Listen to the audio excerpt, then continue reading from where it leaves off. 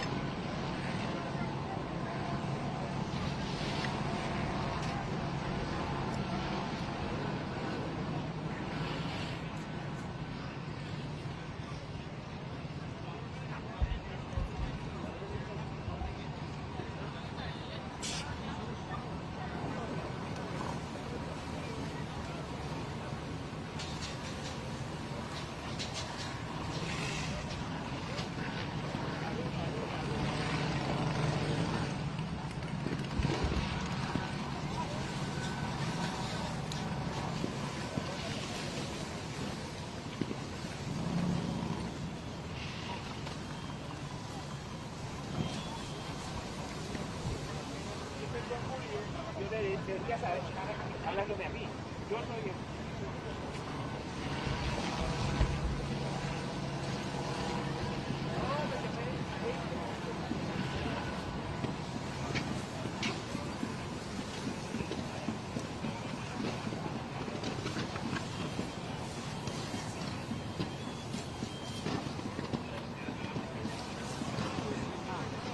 Sorry.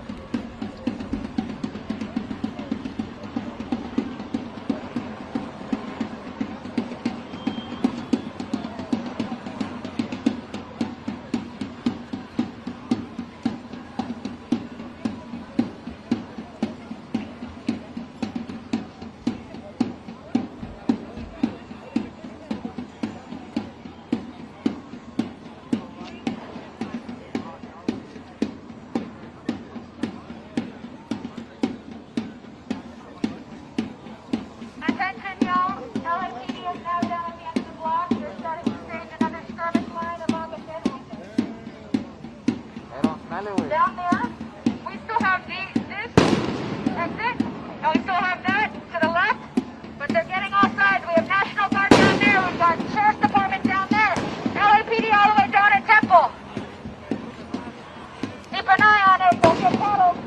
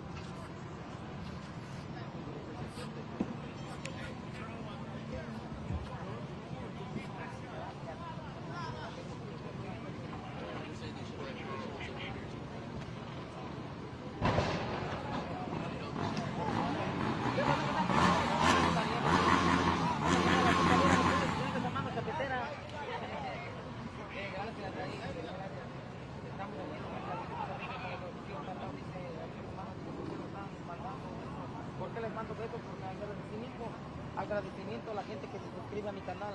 Por eso les mando un beso a la gente que se suscribe a mi canal. Ese es un agradecimiento que tengo.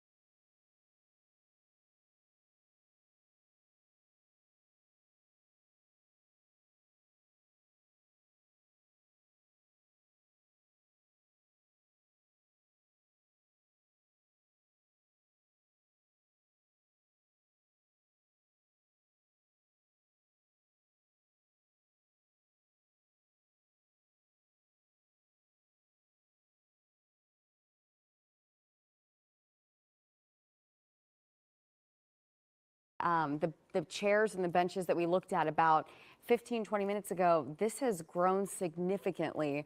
A little bit earlier, I think there were probably 2 or 3 rows of people behind those that barricaded area, but now it has seemed to really grown. I'd say at least hundreds of people behind those those chairs and the bench. We have some kind of smoke. We have a new post from President Trump, who continues to call the governor of California, Gavin Newsom, writing, Governor Gavin Newsom and, quote, Mayor Bass should apologize to the people of Los Angeles for the absolutely horrible job that they have done. And this now includes the ongoing LA riots. These are not protesters. They are troublemakers and insurrectionists. That is a keynote that he's using that term. Remember, no masks, he writes. And then 3 minutes later, he posted paid insurrectionists. Okay, so why is that so significant? We were talking about it a little earlier. Insurrectionists, in order to deploy U.S. military troops onto the streets of the United States against citizens of the United States, the president would have to invoke the Insurrection Act. This is hundreds of years old. What is an insurrection? It's obviously a movement against the government, against the United States itself. Could this be viewed, what's happening in our city, be viewed as an insurrection against the United States? If the president here is using that term, he's calling these people insurrectionists. Is that a movement? Is that a move by the president to employ U.S. military on the streets of our country? And it makes you just wonder, like, okay, are the Marines the next step? Like he said that he wanted to deploy a little bit earlier, and when? How soon will we see those? Did he say 500 Marines? We'll be seeing 500 active duty Marines. And these are military members, they're active duty. They don't think about getting assigned to anywhere domestic. I mean, they're deploying these men and women all around the world, but deploying them to California for this reason, I'm sure it's something that they were not expecting either. Right. It's a bit chilling, actually, when you think about the possibility of the U.S. military moving against United States citizens in the United States. Here is that photo of the governor with Jim McDonald there, Sheriff Robert Luna, and other members of law enforcement gathered in Los Angeles just a short time ago. The governor posting to Twitter and citing joined LAPD, LASD, and state emergency officials in Los Angeles as we respond to protests provoked by chaos from Washington. We're here to keep the peace, not play into Trump's political games. And on the flip side of that, we hear from the president of the United States, who are calling those on the streets rioters and insurrectionists. Those are, you know, this is, you can say what you will about the unrest and the violence. This is, it's hard to call this a riot. First of all, that we've seen some burning cars and we have seen violence, but LA knows riots. We have seen them, unfortunately, in our past. It's questionable whether whether this is a riot. Okay, that's fine. He calls it a riot, but to call these people insurrectionists, just I feel like kind of opens the door. right? Exactly. Yeah. Pretty chilling to think about what that could mean. And I was talking earlier with Tim Caputo about what, you know, he had the burning cars behind him and what this looks like with the country and the world looking at what's happening in our country. And so we have Governor Newsom and Mayor Bass blaming today's unrest and the weekend's unrest on the Trump administration and their actions. On the flip side, I was asking, who looks bad when the country looks at this situation and sees our city on fire, or at least cars in our city on fire, and we go back to Deputy Chief of Staff Stephen Miller's Twitter feed. He is reposting ones calling this Democrat management. So who looks bad? He's saying that the Democrats. Another post, let's check in on how the LAPD's management of the protests is going, and it's a car on fire. So again, the LAPD, Democratic leadership in the city, in the state, is being used as a focal point for those who are opposed to those in charge here, saying this falls on the Democrats, this falls on Governor Newsom, and this falls on LA Mayor Karen Bass. Definitely not a good look, and I'm sure not what they were going for either, the message that a lot of them are trying to get across. Looking back outside, this is 101. So 101 is still blocked off. I don't recall if it's northbound or south. It's northbound. This is southbound. This is southbound. This is southbound that is still blocked. We can see the northbound side getting through, but southbound still blocked, and we have a number of those police vehicles there, and they haven't moved. It's been blocked for, I'd say, 3 hours. 3 Yeah. hours. And the real danger here is that the northbound side to the left is open. Right. The people who are throwing these things off this overpass onto the vehicles below, thankfully, have not turned their ire to the cars that are moving by. That could change in an instant. It is abhorrent to see what they are doing. Looking at what the state of the 101 freeway is here, littered with scooters, a bicycle, debris, rock, cement that have been hurled off this overpass onto these vehicles below. But, you know, as bad as this looks, it could get even worse with those cars driving by on the northbound side. So how long this is going to be allowed to continue? There are vehicles under the protection of the overpass that are not being hit. Where are those officers right now? Where are the CHP officers that drove these vehicles onto the freeway who have now left them here? I don't think they can access them.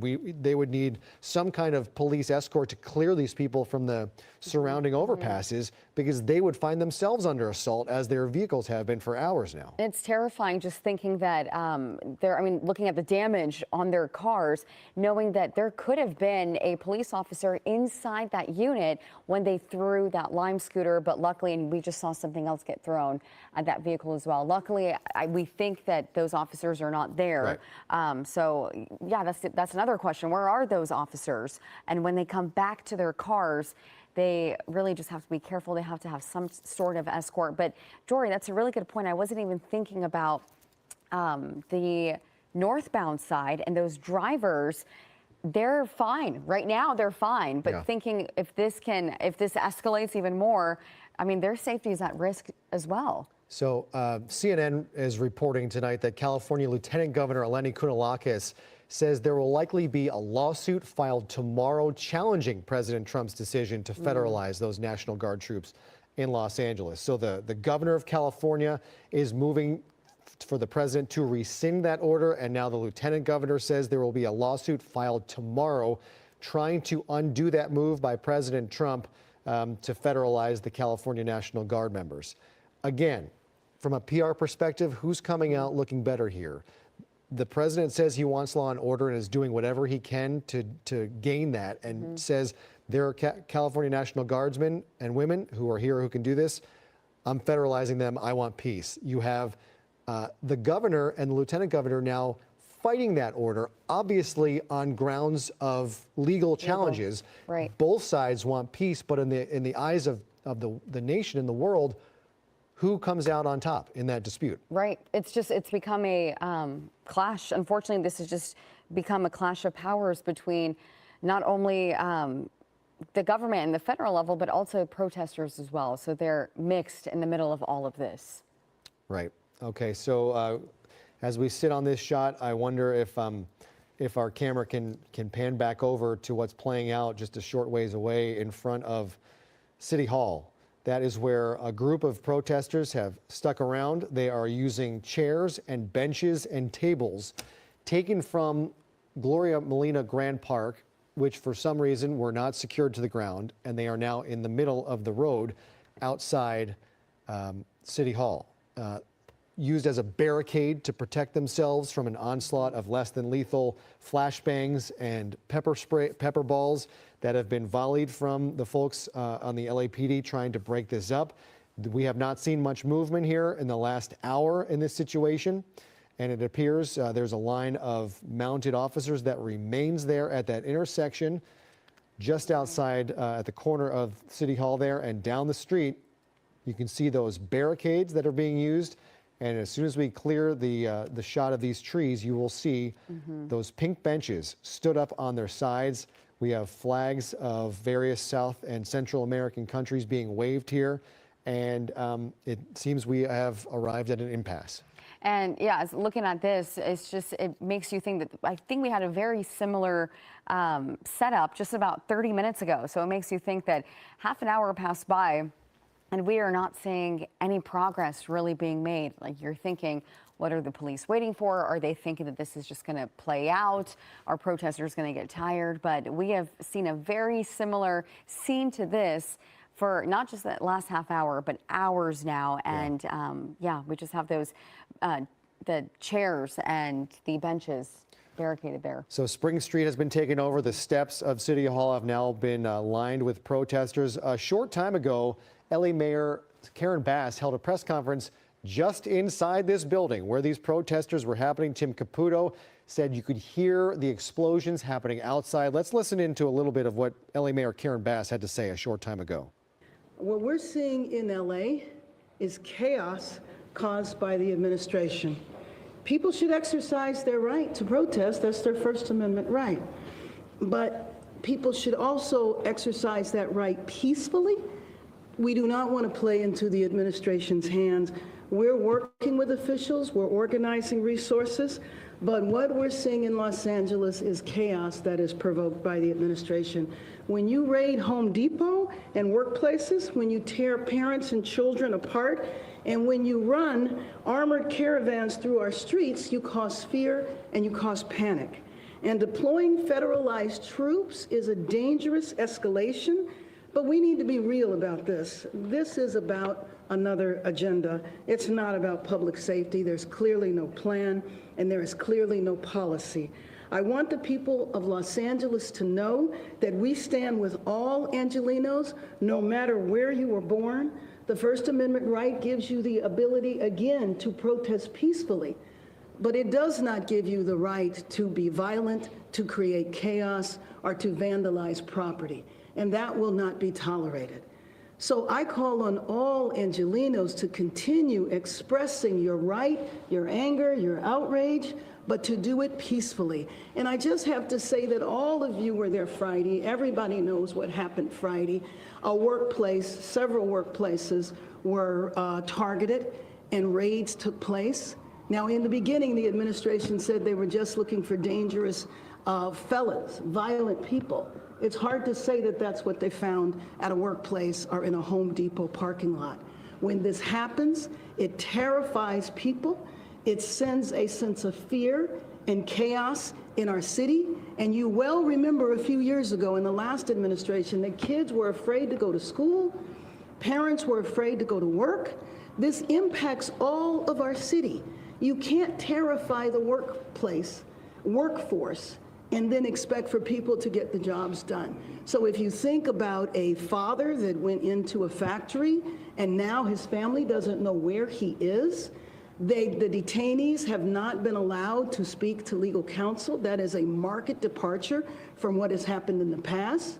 When you think of a mother that might be working in a household, taking care of children on another side of town, that impacts that family as well as her family. And so this is something that I think should not be happening in our city, and I join with the governor in appealing to the administration to rescind the order to federalize the National Guard and allow the National Guard to come back under the control of the governor. And that was LA Mayor Karen Bass a short time ago saying this chaos has been provoked by President Trump and the Trump administration and their policies dealing with Los Angeles and immigration and immigrants in our city. As we were listening to the mayor, exactly what we were talking about played out. Some officers emerged from beneath that overpass, and they were met immediately by projectiles, rocks and bottles and other things being thrown off that overpass. And as we said, if they want to have any movement to get these vehicles out of there, that overpass is going to have to be cleared by law enforcement because these folks, something else large just got thrown. It looks like a pillow, but I do not think that was a pillow, given the force of what is now sitting in the windshield of that vehicle. What is that? It looks like some kind of maybe a bag of with something. like maybe a bag of rocks or some kind of heavy thing in the bag. But yeah, we see that could be. We saw folks gathering things on the ground for a long time. It could be they were filling up a bag, and perhaps here comes another scooter. I'm surprised this has been allowed to continue for as long as it has. You see the size of those rocks. Here goes another scooter. They missed. I mean, at this point, what does it matter? These things, the damage is so severe on these vehicles that are just beneath the roadway. But I'm curious to see whether someone with a hammer is getting these rocks, because you see the size of the chunks of cement, and here we go.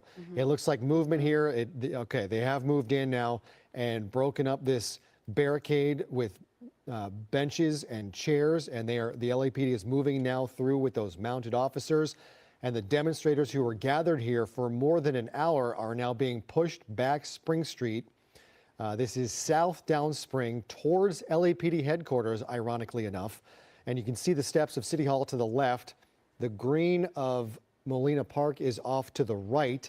And the smoke lingers in the air here as officers are working to clear this area. But just the fact they took those benches and those chairs from Gloria Molina Park, that's just insane. It's mind-blowing. And here we have the remnants of it, I believe. Now, it looks like law enforcement going in, putting those benches down. They'll be clearing that out of the road hopefully soon. But let's go see what's happening a little further up the road and with those demonstrators, because those mounted officers are continuing to move in. Again, another stretch of roadway that's just being reclaimed by the LAPD. Yeah. Where will these demonstrators go next? Exactly. Has this run out of steam? It's been a long day. It's been a long weekend in Los Angeles. At what point does this end? Does this calm down and these folks go home? Is this going to continue into the night, as we've seen the last 2 nights and seen unrest, confrontation with law enforcement? And once again, we are at a showdown. Those LAPD officers are standing in the middle of Spring Street. This is the middle. This is the main crosswalk from the park over to City Hall. You see that brick walkway there in the middle, normally full of buses making their way through and a lot of people. But tonight, the only people that are making their way through are the police and these demonstrators in the middle of the road. And right now, I'm curious to know if these demonstrators, they're going to go, I mean, is there even anything left at the park? Can they go to the park and grab more benches and chairs, or are they just going to stand there now? And now that they are pretty much defenseless, is this where it's going to start fizzling down and we see some more progress being made? It looks like we have police car pulling up to something. A little more movement, yeah. Yeah. As we watch what's playing here on Spring Street, I wonder if we can go a little bit to the left and see what's playing out at the federal complex. This is pretty close. So remember, this is the site of that large demonstration around 2 o'clock today. We'll show you how far it is from the rest of the activity. So this is the overpass.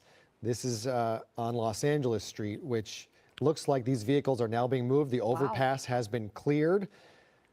This had to happen at some point. This was going on for way too long. Those vehicles were sustaining way too much damage. And we'll wait and see what kind of damage was done to the overpass itself. But It looks like fireworks, something was shot. yeah, Oh, more okay. explosives going off here. And we see a canister being kicked on the roadway here. I also Wow. want Did to you know, oh, what's going on? So beneath, there is some movement here. Watch what these officers are doing on the 101 freeway. They're looking out for more people. Yeah, the volleying of projectiles continues.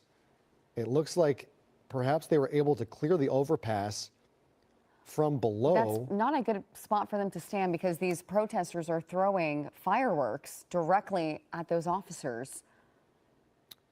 Okay.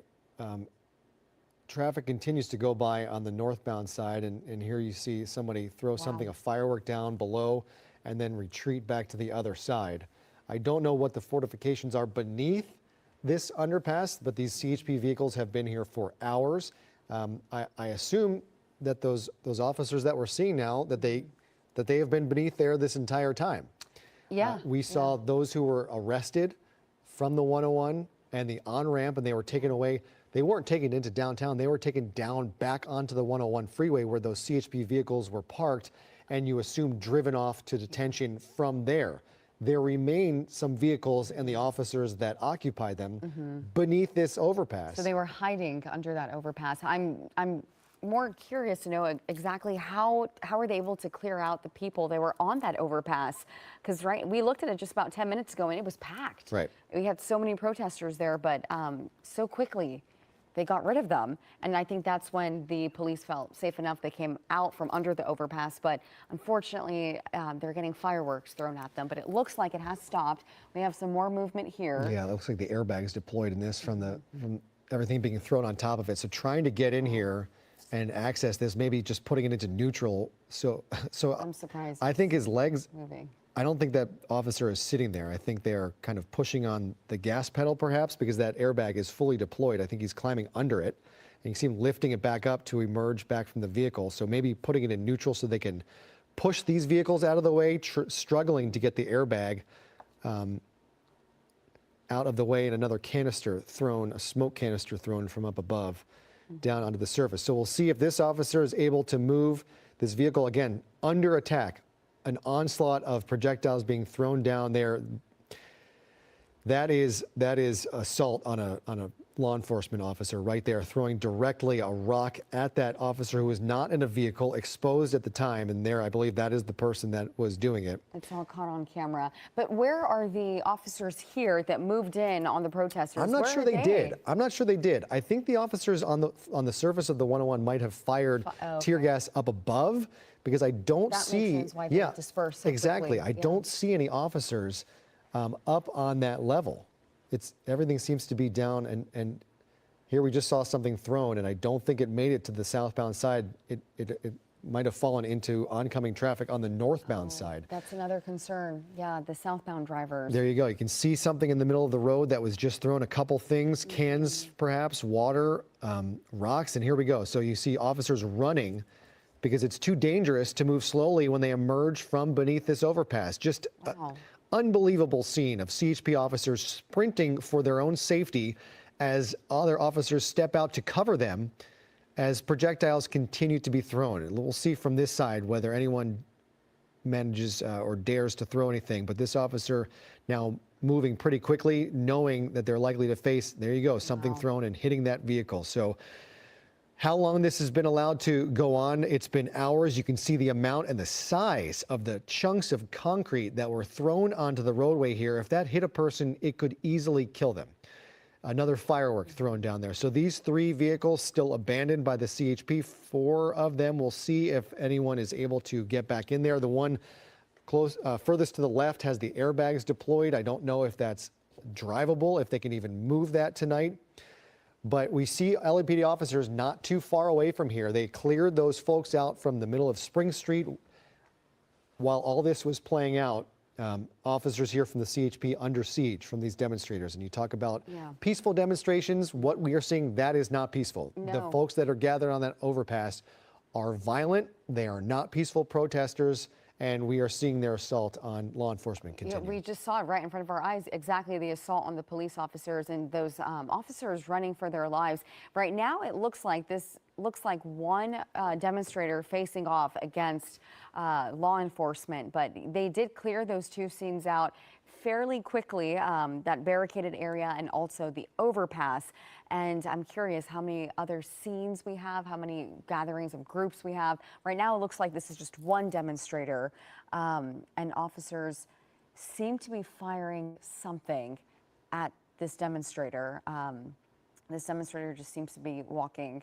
Yeah, just challenging them to do something now. So their protection has been taken down. You can see one bench there, someone, I believe, lying down. Yep, maybe with a skateboard as protection.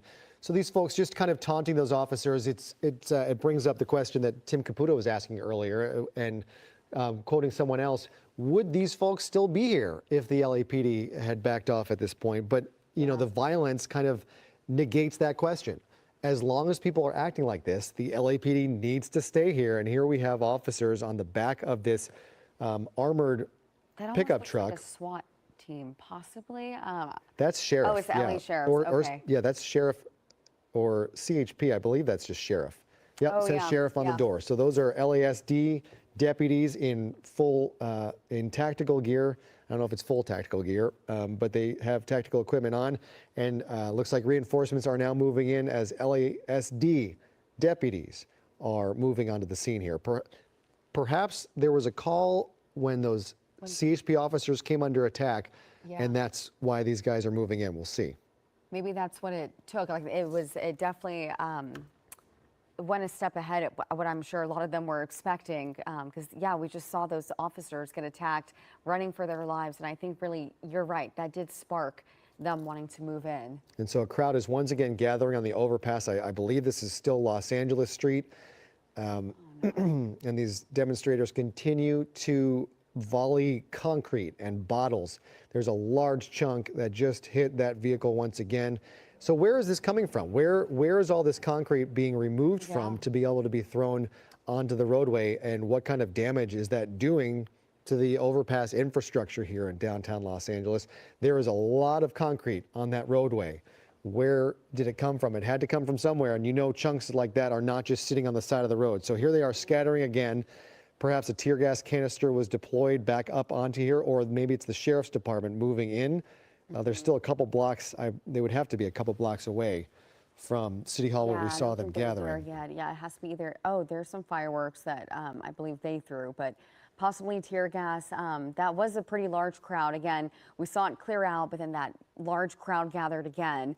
Looks like it's clearing out, but I feel like it's just a matter of time before they come back. And I just don't understand, why are they throwing the concrete? The officers have left. There's 3 cars left. They're heavily damaged.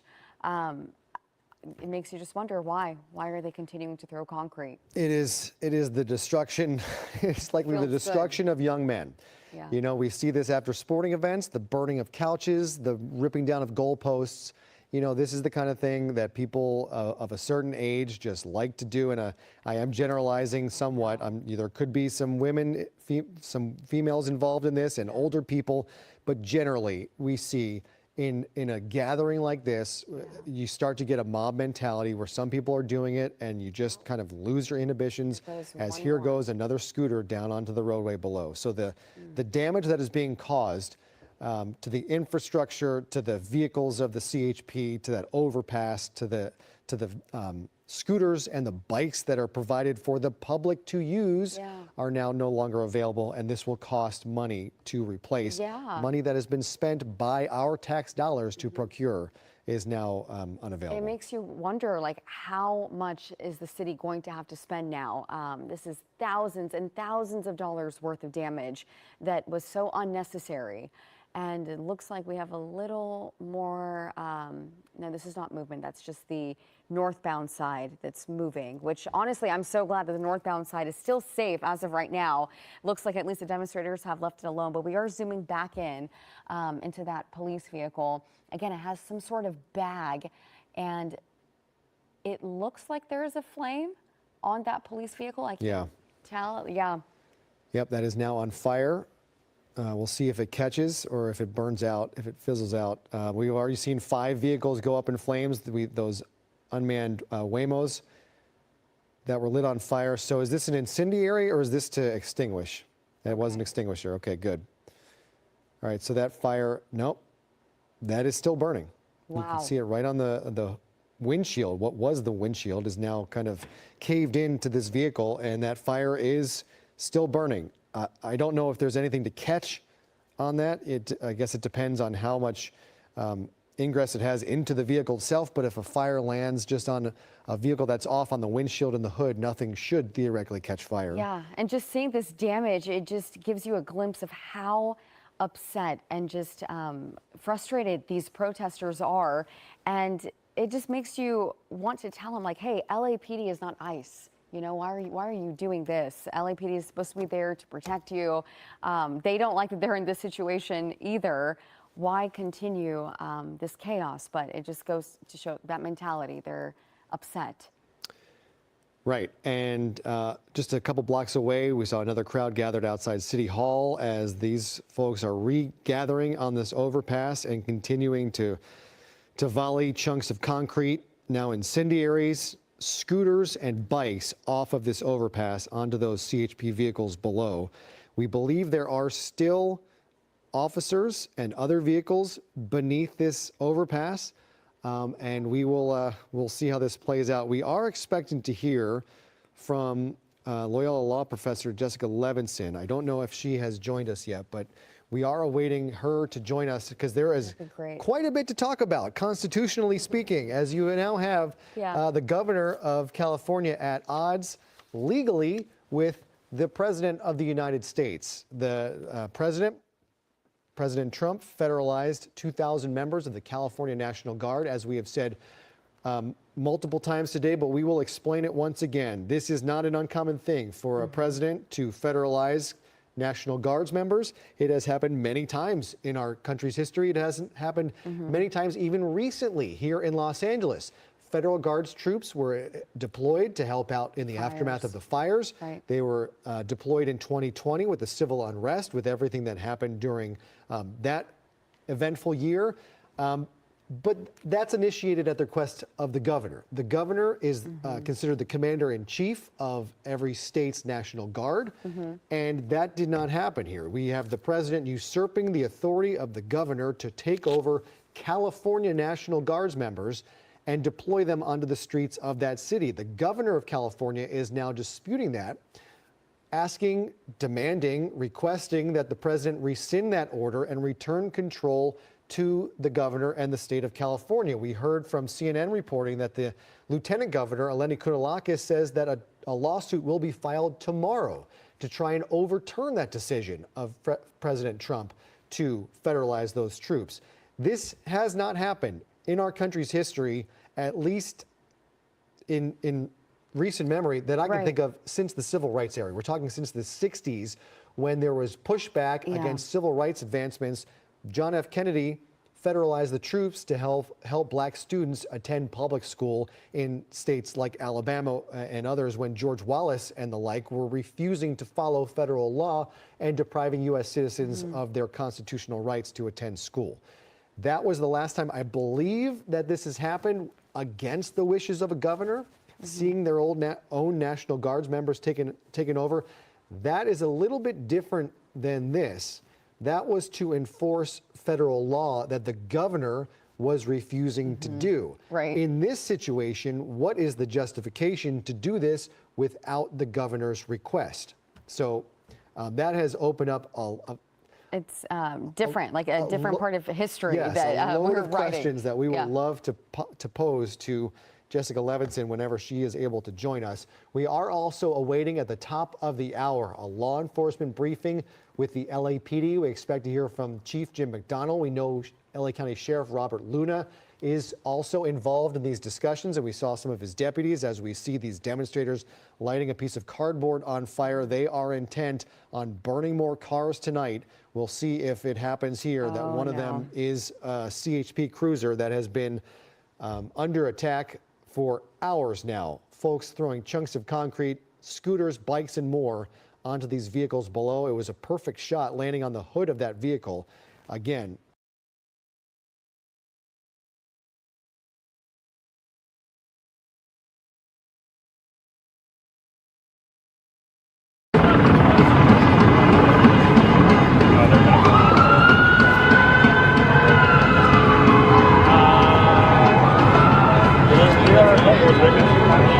Jason, right? Yeah, we have like very limited time. We need to get across the bridge. They're all around us right now. They're gonna trap us right here.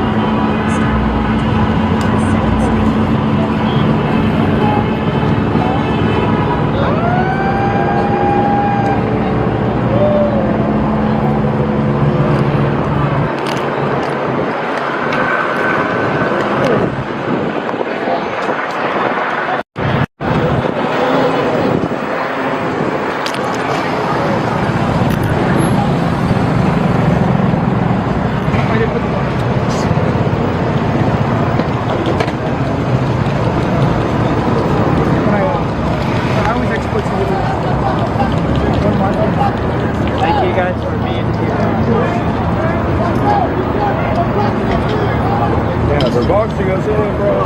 They want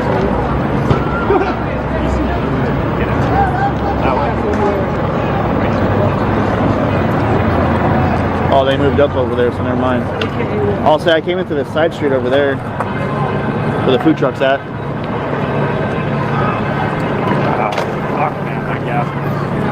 And I was right over. Hey, I got tag team just coming up on this side, and it's coming up on that side, and he just came up and engulfed me. I was like, I'm just gonna stand here. So I just pushed my glasses in my face. Yeah, it was good, bro.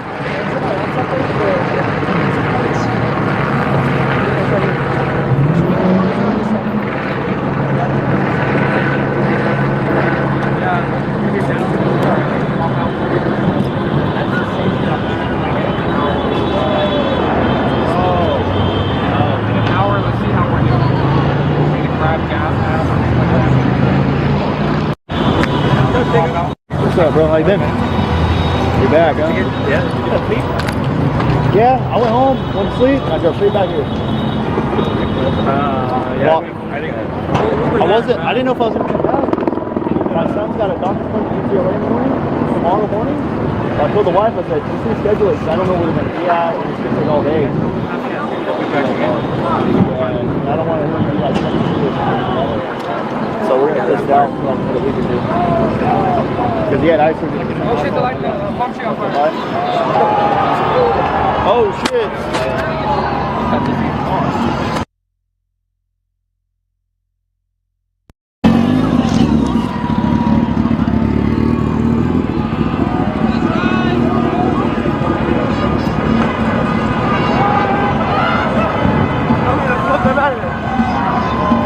Whoa.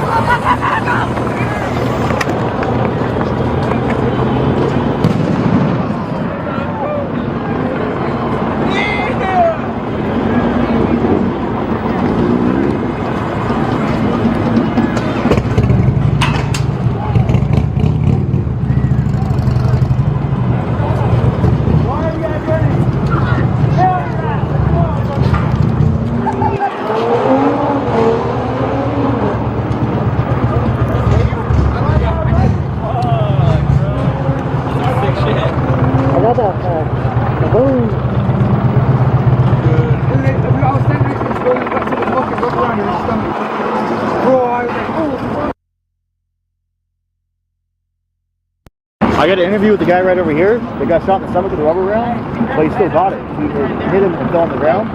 So he's all showing me what he got hit with.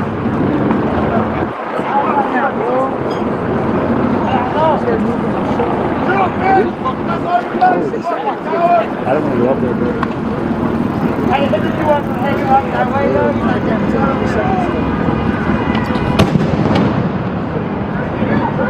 don't know.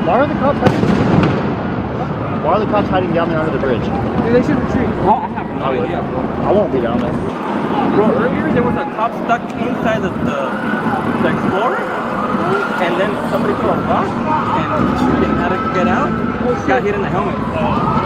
Shit's going on, shit's going on. Where else? I got it. Oh, they're going down on the bridge, on the freeway. First in LA. Hey, there's gonna be some good. They're gonna rescue them. Who? We're out of ammo, bro.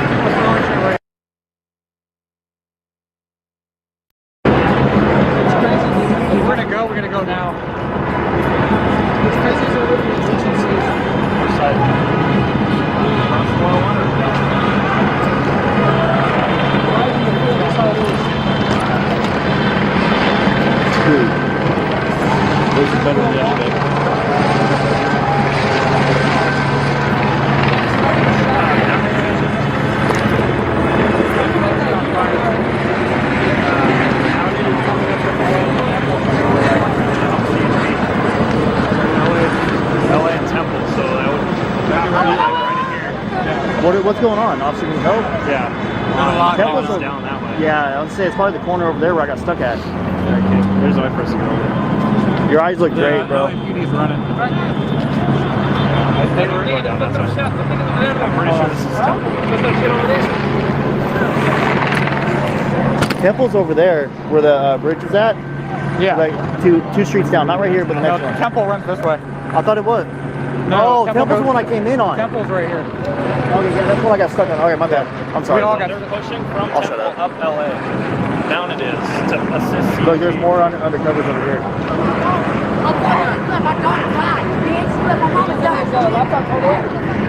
Oh, shit.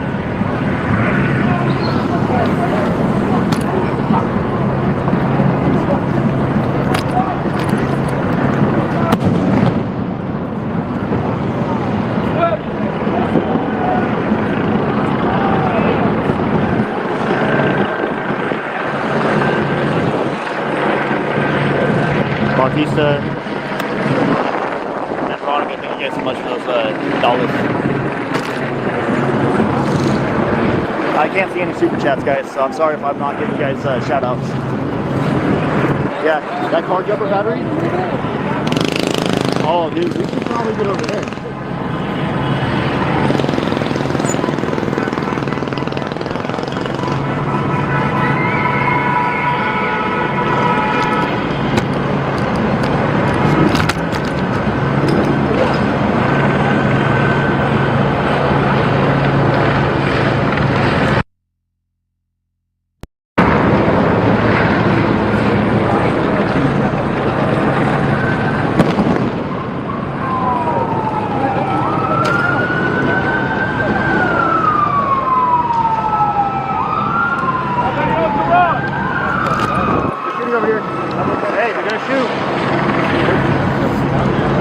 All he's got to do is point at me, bro. I'm backing up again.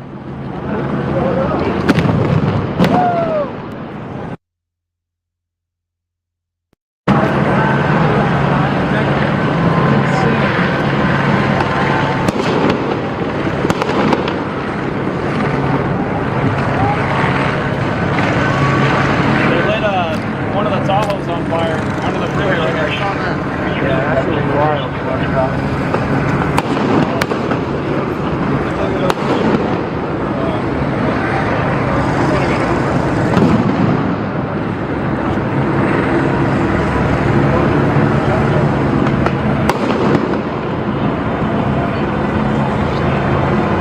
Where's all the National Guard at? I guess they were never here. I don't know. I was driving next to him on the freeway.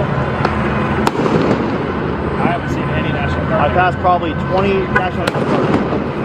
We're only at the Fed building, bro.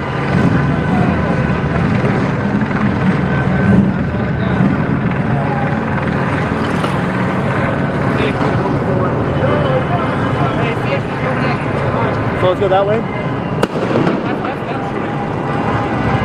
Where do we want to go? Watch out.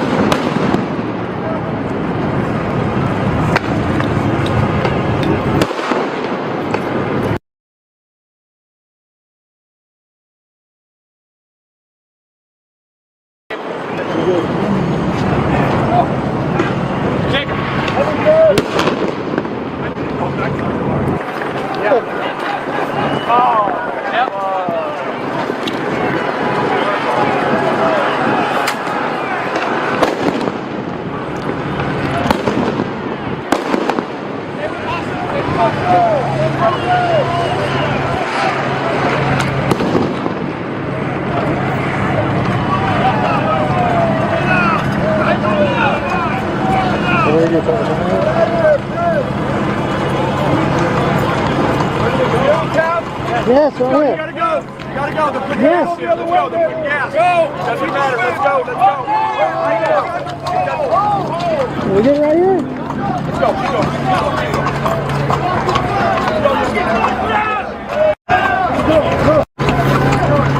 Let's go. Get the fuck out of here.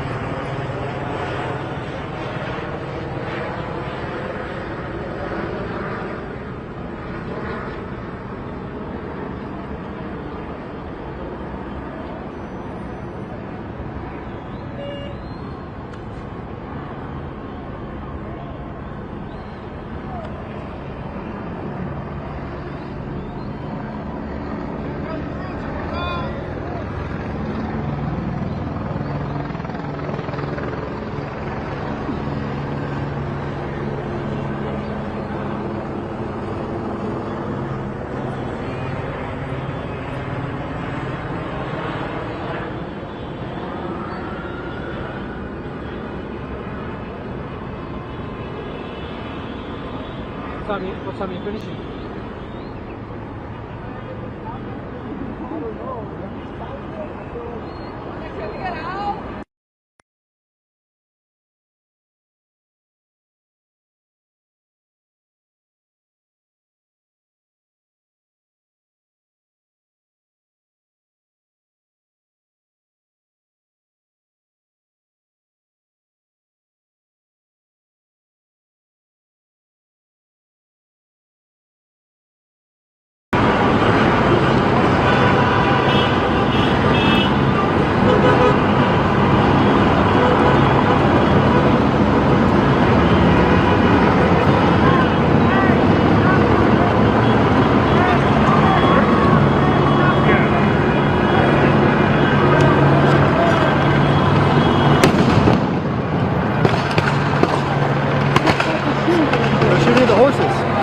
Fireworks. I got that all on camera.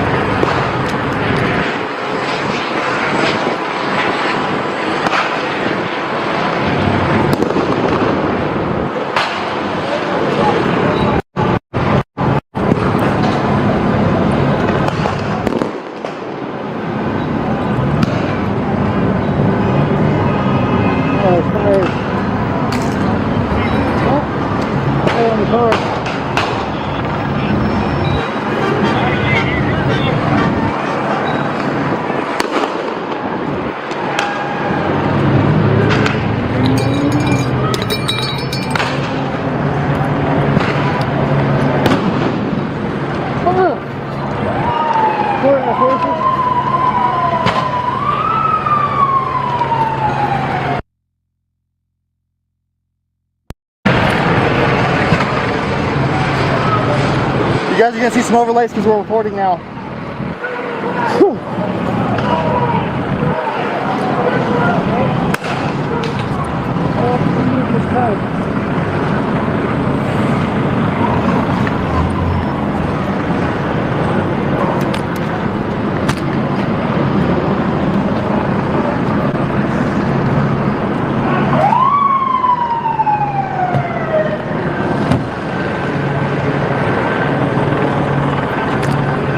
Just on it. Right here.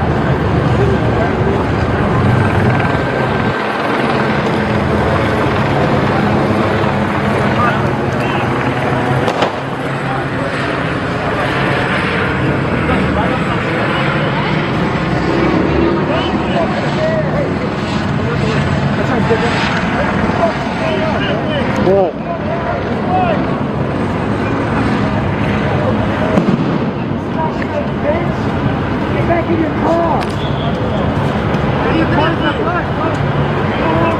You're aiming at cops, motherfucker.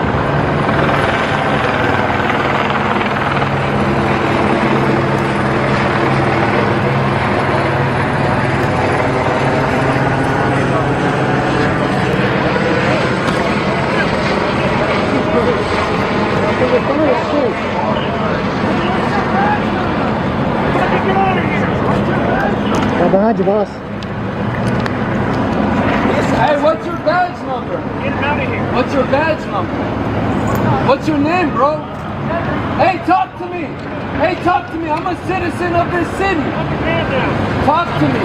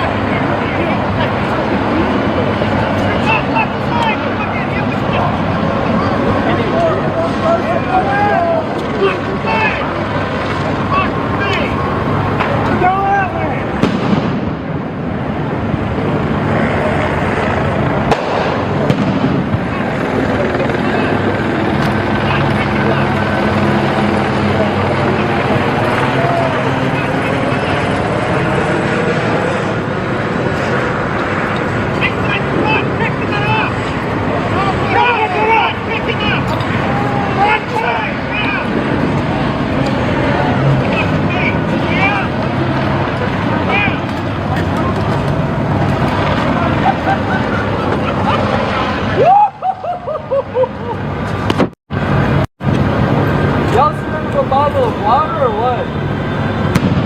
Hey, what's your name? Hey, what's your first name? 3, 4, 6, 8, 3. Hey, don't serve the water.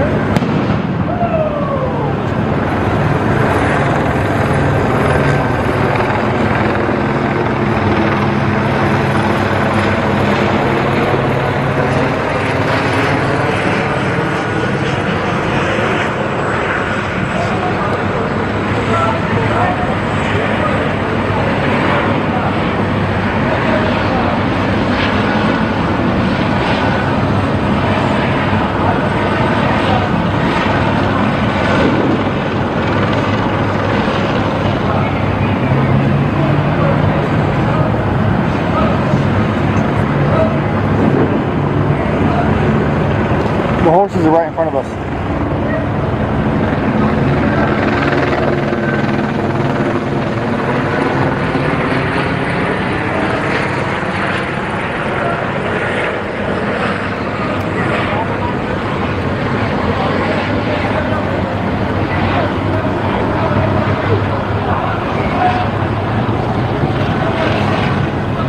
We got up on the side.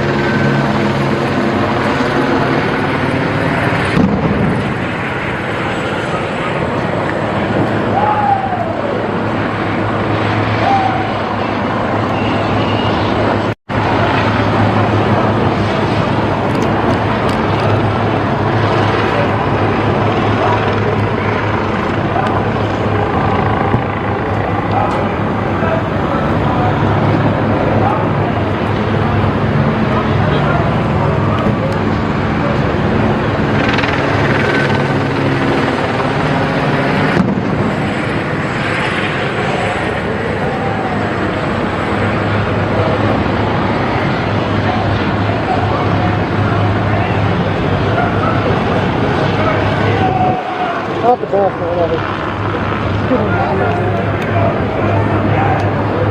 Whoever thought they'll be here for will just have to see. Why don't you say it on your phone and do that way? What? I don't have it. Yeah. It takes longer. I can edit fast on my phone and upload it, but the problem is my program doesn't format it right. And I paid like $10 or $20 for an adapter, and it don't work. Fucking gun. I'm gonna go get this long for you. Alright, I'll be right here. I'll bug you if anything happens.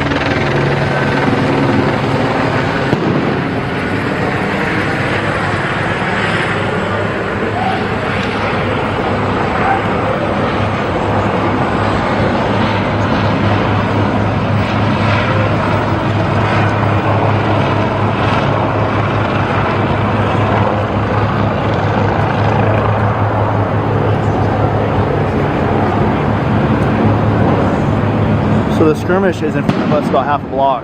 So the protester line is about half a block in front of us. We're behind police, and we're kind of trapped in a bubble. Police have a perimeter all the way around us, and they're kind of protecting this bubble right here. So we're inside the police bubble. A couple protesters are in here, but it's mostly like almost all of us are press.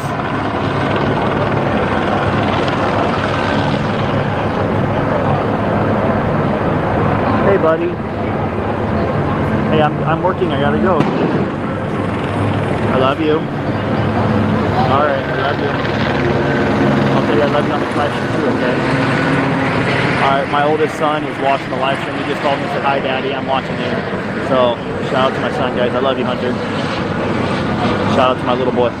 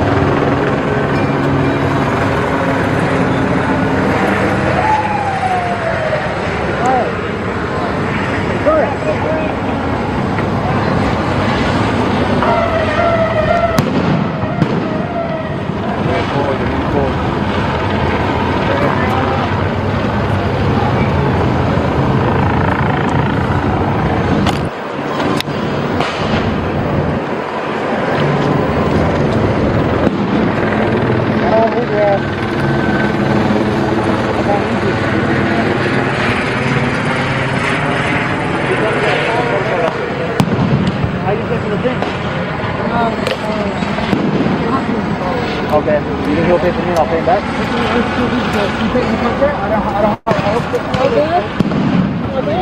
Yeah. They just trying to upload. Thank you. That's what I was hoping to find out, okay, but yeah. Jason City World. Yeah.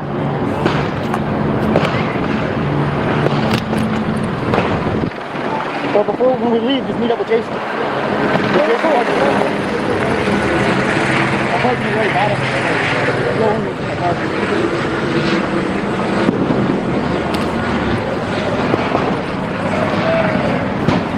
All right, guys, they're moving up. We're gonna catch up.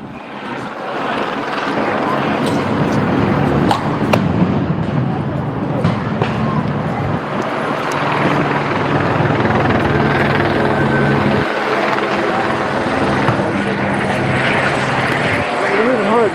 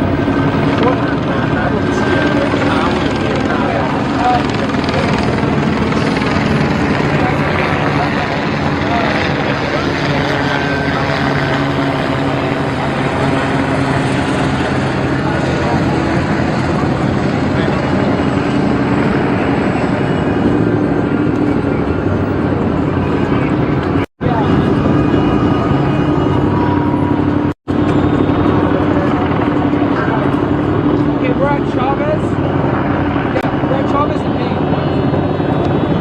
I'll stick with Jacob and then we'll reconvene.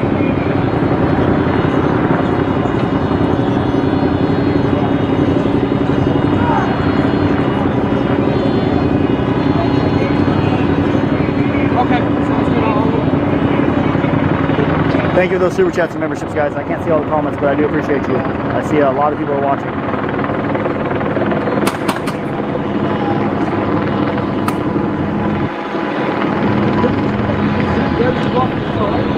He's just emptying out cartridges.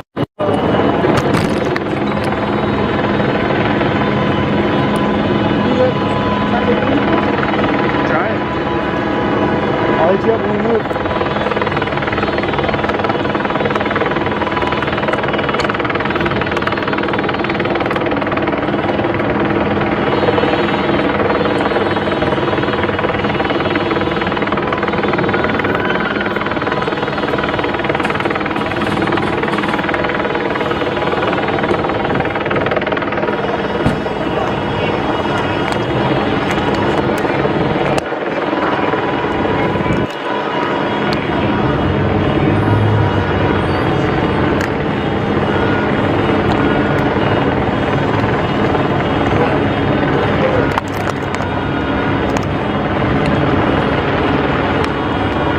Sorry guys, just doing some behind the scenes stuff to keep the batteries charged.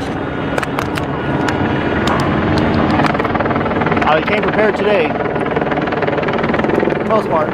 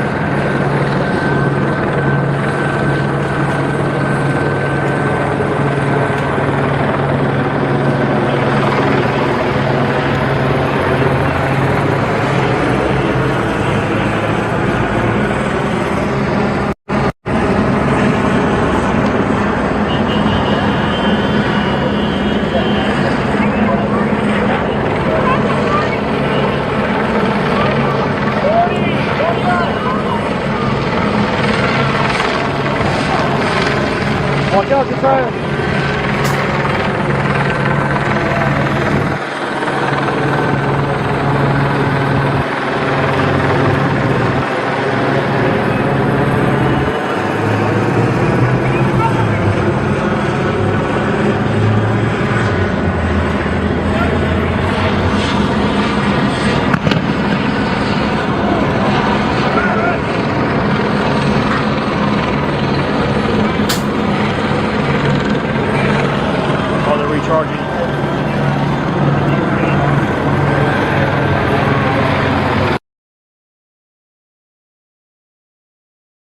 And you can see the fire.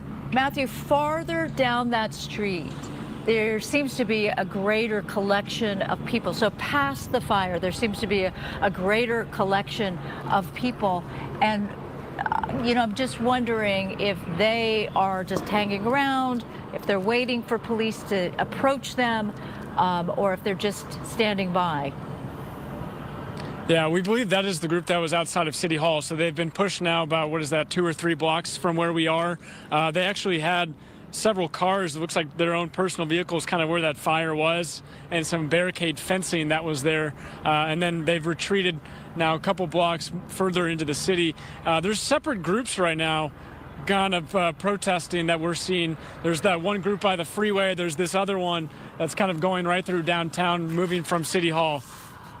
And Matthew, we should point out that you are standing behind a number of sheriff's deputies. So the LASD has come in now into the city of Los Angeles to help with the policing with LAPD. They also, I believe, brought those or did the wire barricades there, that at least the beginnings of it, although right now there's only one. Perhaps the protesters have moved them. At one point, while Chief McDonald was talking in his news conference, we saw a number of the protesters setting up those, A-frame traffic barricades and other things that almost look like a page out of what we were seeing with the anti-Hamas or the pro-Gaza, pro-Palestinian protests at the campuses. But then that's all been torn away now. It's gone now, and I don't really know what their point was.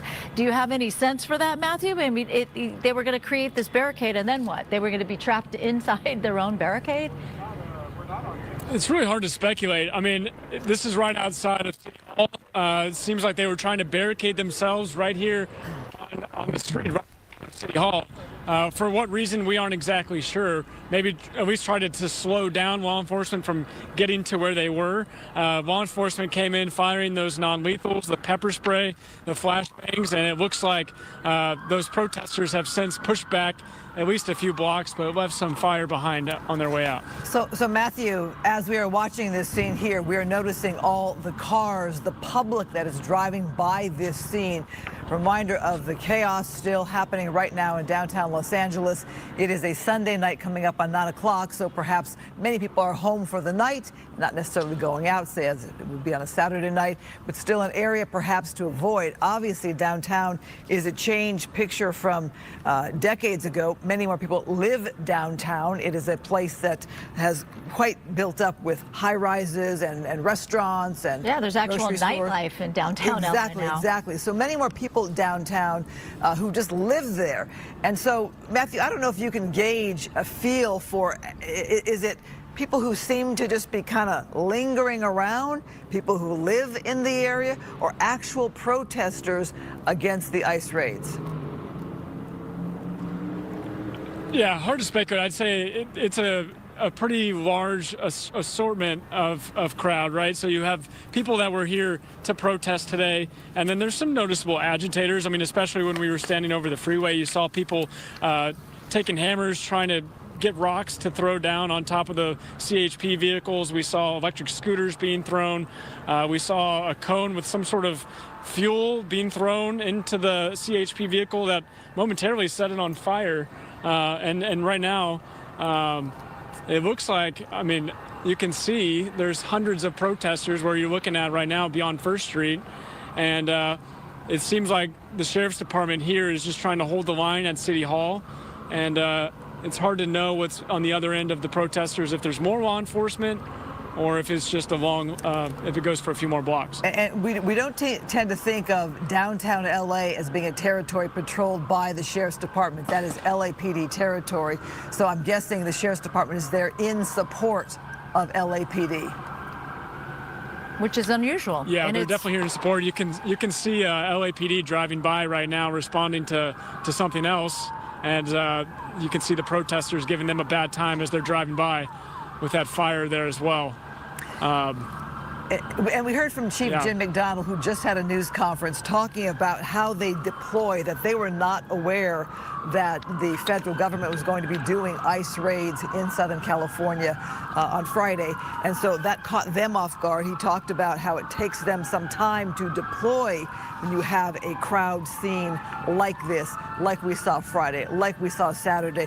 And what they do, he said, is they roll 4 people deep in a police car. That is A, for their own protection, B, to get more people quickly into an area. Normally we see 2 people per car. But in a situation like this, they staff it with 4 per car. It takes time to mobilize and get in place, as it probably did, Matthew, for the sheriff's department to get there to downtown LA and mobilize with the skirmish line. And I should point out that the police chief did want to dispel a rumor or some kind of narrative that is out in social media that it took LAPD more than 2 hours to respond to the call for help by federal agents in that federal building. And Chief McDonald said, nope, that's not true. 38 minutes. It would have been faster if not for the fact that the officers knew that they were going to have to go in with gas masks. They couldn't just respond. They would have to be prepared for whatever they were going to face. Now, we have Skyfox in the left corner of your TV screen. We don't know what attracted the pilot there to hone in on that, but we've got Matthew Seedorf on the ground looking towards First Street, and it looks like there are quite a few people and lots of vehicles that are passing through that intersection, and you're nearby City Hall, so there is an attempt, of course, to keep people away from that general vicinity. But what's going on from Skyfox, it's harder to tell. But it certainly suggests that there are a lot of people spread out throughout the downtown Los Angeles area. And you can see from this aerial shot here quite an LAPD presence there. Last night, Susan, you were on the air to what, midnight? 12:30? So about midnight. About midnight last night. So obviously the police department has a track record from last night as to what we saw in the downtown area. Remember, tomorrow's Monday. We saw the freeway shut down, the 101 freeway. You can't have that on a Monday in Los Angeles, California, where people are going to work. Well, the mayor actually, when in her news conference earlier today, she pointed out that perhaps it was advisable, if you're able to work from home, to avoid the downtown Los Angeles area. Not because she believes that this will persist into the morning hours, but clearly there's a lot of ways in which the city needs to sort of refresh or clean up or what have you. I do also want to point out that last night, the temperature, the view was nothing like this. We would see things sort of ebb and flow, but it was never quite this number of people, this number of protesters or bad actors, whatever you want to call them. We saw federal agents lob flashbangs and tear canisters, but other than a couple people that perhaps were lobbing a lot of verbal threats or verbal comments, we didn't see very much. There were reports that some of the protesters were indeed throwing rocks. I do want to point out, and Matthew, I don't know if you witnessed any of this, but today LAPD arrested at least 10 people. They say it's a dynamic situation, and clearly the number of people arrested is going to go up. And CHP, because you were right there, right near the 101 freeway when it was overtaken by protesters, they say at least 29 people were arrested. That's what CHP did. And pointing out that while last night, most of the arrests were failure to disperse, so that's a low-level offense, correct? But today, this is what speaks to how things have ramped up and how the temperature has gone way up. Now the offenses are getting to be much more serious, including injuring an officer, including ramming a motorcycle into a skirmish line. So you were there yesterday in Paramount, Matthew. Compare and contrast what you witnessed in Paramount versus what you're witnessing now. Yeah, it's really hard to compare. This one, it seems like it's scattered out over several locations. You've had members of law enforcement that were forced to abandon their vehicles on the freeway. We got a firework that just was launched right there. Yesterday, it was Border Patrol right across the street from that Home Depot for reportedly a staging ground. it was mostly Border Patrol at that main scene in Paramount. There was no LASD there or local police department helping them out for a few hours, honestly. And then LASD helped with kind of closing down the freeways in the area, preventing more people from getting in. But it was kind of really focused on that one spot, where it today feels like it's scattered over several blocks of downtown. Yeah, it seems more widespread. Skyfox now over a gas station in the downtown area. Again, sometimes we're not 100% sure why the pilot, whomever is handling the camera inside of Skyfox, will focus in on a certain area there. But it does speak to how much traffic, which for a Sunday night at almost 9 o'clock, it's sort of unusual to have that kind of traffic downtown. And stuck in traffic. It looks like there's a little bit of a traffic jam. Now, the other thing, Matthew, I'm wondering, since you were in Paramount, that community, by the way, is heavily Latino. A lot of people there are concerned about family members, and that is what brought them out. That's what, stoked perhaps their passion against federal agents and Border Patrol, what they were doing in that staging before they went out to do the actual raid. Flags seem to be a part of the protests these days. And I've noticed that there are so many more flags in downtown LA, different kinds, than what we saw in Paramount yesterday. Am I wrong? Was it mostly Mexican flags yesterday that you saw, Matthew? Yeah, it was Mexican flags. And, honestly, I think today was a little more planned out. I know this morning I was seeing flyers about protests in downtown LA starting this afternoon. And I think yesterday in Paramount just kind of happened. I think someone saw what was happening with Border Patrol vehicles and, posted something on social media and got people to come out to that location way less planned. And then beyond that, it spread. People started hearing about it, and more people kept on showing up, especially agitators as it got later. Today feels like this was more of a plan. People had planned to come out here and protest what they've seen the last few days. With that, some agitators came out here as well. Yeah, indeed. The chief of police, LAPD's Jim McDonald pointed out that people would come with their backpacks, and inside the backpack would be a cinder block, and then they would take a hammer and break the cinder block apart. And that is why there was just a lot of supply, easy supply of rocks, or I guess pieces of cinder block, where those people, the bad actors, the instigators, whatever you want to call them, agitators, could from that area over the freeway just lob those hard rocks, pieces of concrete over onto the CHP and those vehicles. So, and then he also pointed something else out, which is very disturbing, that his police officers are getting hit by some kind of liquid, and he's not sure what that is. His officers are going to be worried about, what is it that I got sprayed with? And so he pointed out that was no good. And he has said what a lot of people have said, including Bill Desailly, the U.S. attorney, that thanks to social media, thanks to the fact that everybody has a phone in their hand, that there's a lot of photo and video documentation, and that people will be prosecuted. They will find them and they will prosecute them. But yeah, part of what is happening now, or a lot of these agitators are doing things that are just beyond. This is not a sign of protest when you're spraying police officers, when you're breaking up cinder blocks, etc., in order to be so destructive. And Matthew, you and I have been downtown many, many times. It is remarkable how much graffiti there is. The difference between Friday to today is really remarkable. Every wall that can be marked up, now marked up.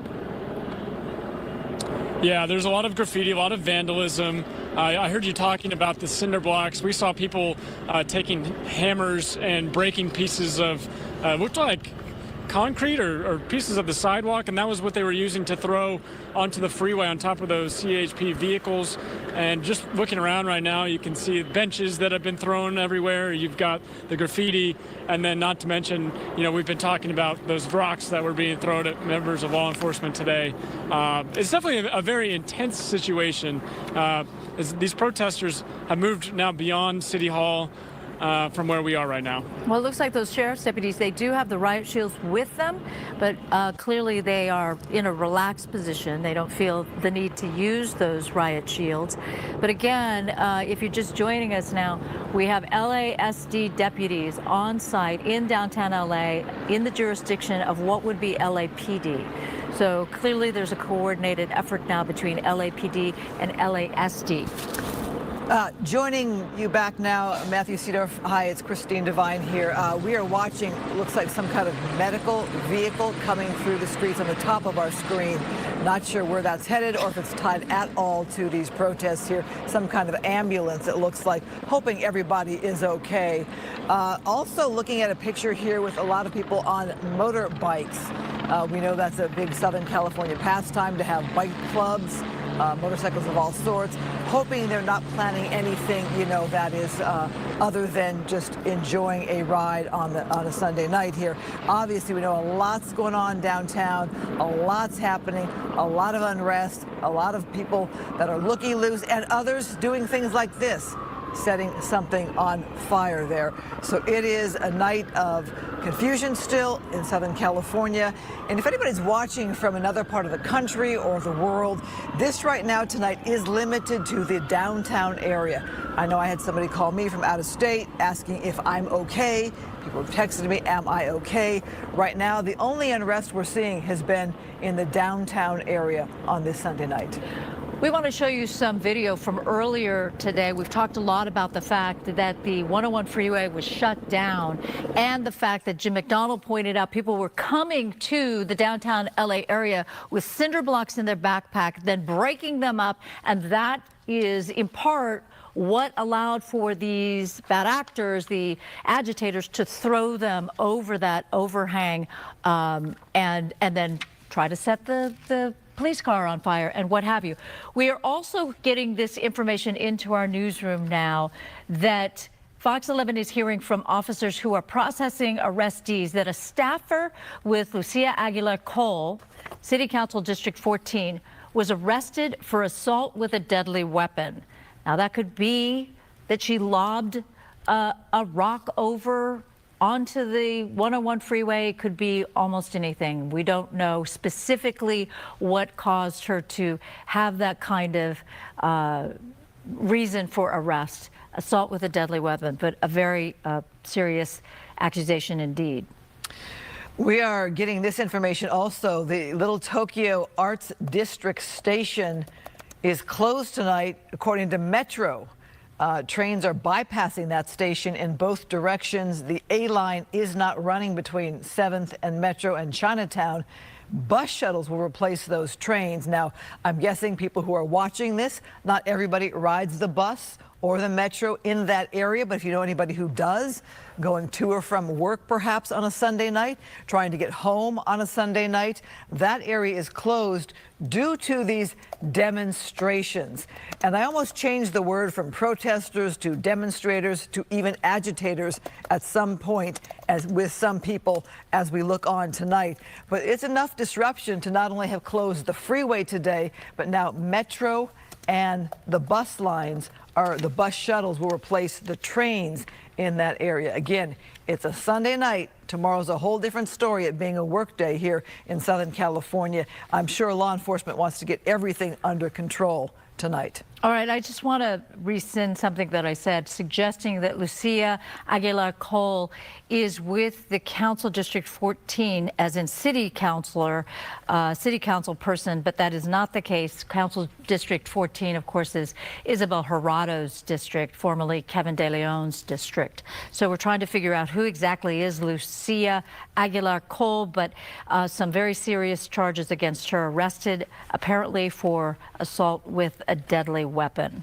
They talked about the arrest yesterday. If you're wondering, is there any kind of follow-up by LAPD, by the city attorney, the district attorney? Yesterday, LAPD said 29 people were arrested for failure to disperse, one for throwing a Molotov cocktail at police. And they also said that they are, with cameras being everywhere, if you are a true agitator and you think you're getting away with this, they're saying that there are cameras and that they will prosecute and they will take people into account and hold them accountable for their actions. Right now, you see a heavy presence by LAPD. This is, again, in the downtown area. You can see a lot of graffiti with words that we prefer not to show on TV, but unfortunately, this is live breaking news.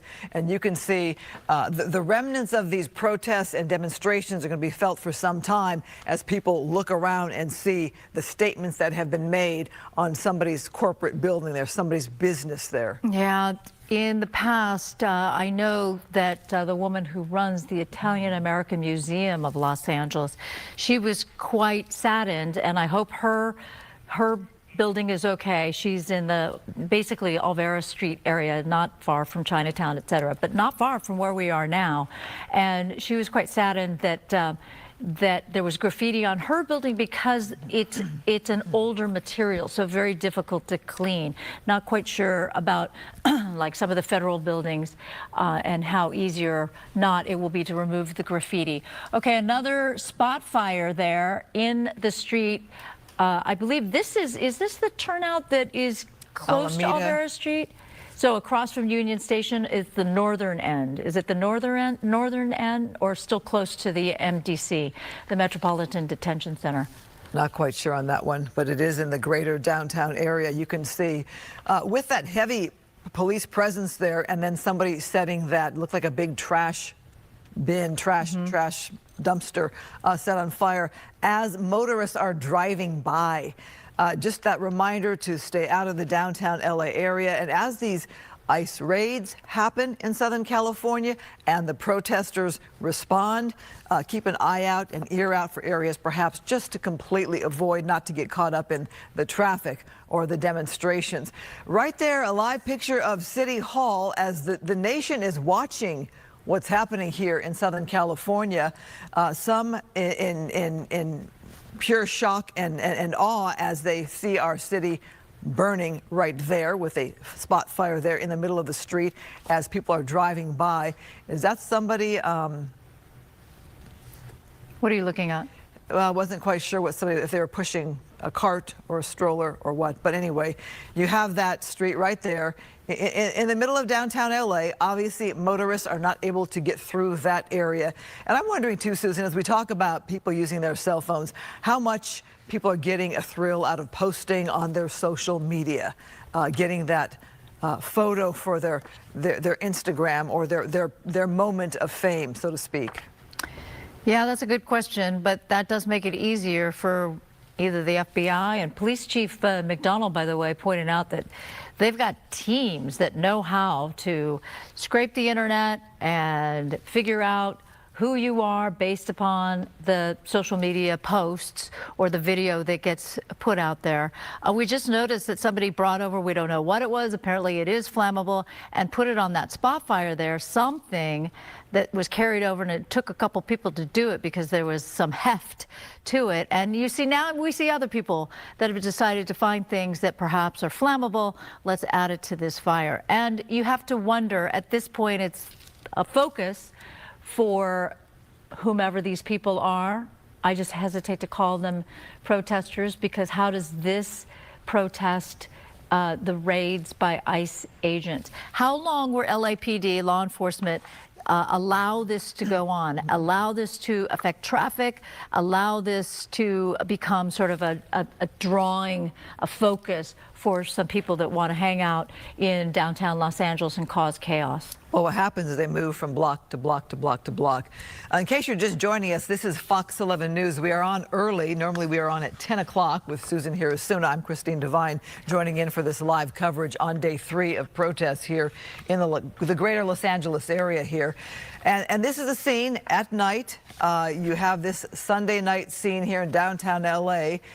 Not a lot of people holding you know, anti-ice signs in this crowd. So you have to wonder, look at somebody there has a tripod set up in the middle of the road with a camera as they're documenting this scene. And you can see just steps away from our beautiful City Hall building that is all lit up right there. As we pan across here and look at Southern California, again, reminder that the 101 freeway had been shut down today by the demonstrators, by the demonstrations, by law enforcement. And that, I'm guessing, Susan, we haven't checked back on the 101 to see if it's been reopened, but here you have another crowd gathered here at this Alameda point. It's right after there. 9 o'clock, and you see there some kind of dumpster, some kind of container that they were successful in being able to set ablaze. We should also point out that we watched as 5 Waymo cars. Whoa. Okay, so now we're doing donuts in reverse in the intersection. In reverse, and someone throwing rocks. Okay, what's going on there? That looks very strange. Somebody. I don't know what to make of this. This seems so very dangerous. Obviously, these people throwing the rocks are not happy with that person there. I don't know if they felt this person was endangering them. This is a very bizarre scene there, and why that person would do those donuts like that in reverse. Was that person trying to send a statement? And, oh, wow. Yeah, what's going on? He seems to be having trouble controlling that car, or he's driving erratically on purpose. I think that whomever threw rocks or whatever it was, yeah, he's having trouble controlling that car. Oh, or has decided to go past the those barricades there. This is basically the Alvera Street area, the plaza. I'm just wondering. So not where traffic typically would go. Susan, was this person trying to hurt or endanger those that were in the streets there? I feel like the people in that intersection or near that intersection felt as if, yeah, that this was somebody that was not one of them. No. Look at the way this person's driving on the sidewalk. Oh my gosh, this is very scary here. LAPD, FYI, something's going on here with this driver who is that a sidewalk he's driving on? Well, that's a part of that plaza area of Alvera Street. Right. Not far from the Chinese Museum. And it's clearly not set up for traffic. It was at one point, but now you have all of those balustrades or whatever they're called, the barriers that keep you from driving exactly where he's driving now. And if you've ever been there in an afternoon, oftentimes there will be people that are playing music and dancing. He's going at a pretty high rate of speed. That is way too fast on a city street where there are people and bicycles of all sorts, whether you're with these demonstrations or not. It makes me wonder who this person is and what statement they're trying to make. Are they trying to agitate the people that are out there on the streets at this hour? Look at the way that driver is driving. Is this somebody on drugs? Are they drunk? Who does that? Who drives in reverse like that in the middle of other traffic, endangering innocent people? That's a scary situation in its own right. Oh, he's out of the car now. He's decided to abandon that vehicle. And what? He's got a hold of a dumpster trying to move it, but unsuccessful. So now he's got to get back in the car. And by the way, I think I saw some shattered glass. I think that the agitators were able to throw a piece of concrete or what have you at him. And he was able broke through the window because then he was throwing things back out again. Look at the way that driver is driving. That is a very scary scene. It's almost like this person is a rogue person who is out of his mind. And look at the crowd. Everybody's coming towards him because he's stuck. He's stuck there. Now he's going to do things quite illegally to get out of the way. But it's clear that he was trying to go after the agitators or whomever is left over in the downtown area. And look at that. People are throwing things at him. So apparently the sentiment was, okay, you're not with us. Therefore, you're against us. Well, look, I mean, the guy was doing donuts in reverse. You could kill anybody like that. He's been driving, it seems to be, very erratically. It makes you wonder what the mindset is of this person. Is it someone who just lost their mind? They just don't care who they hurt.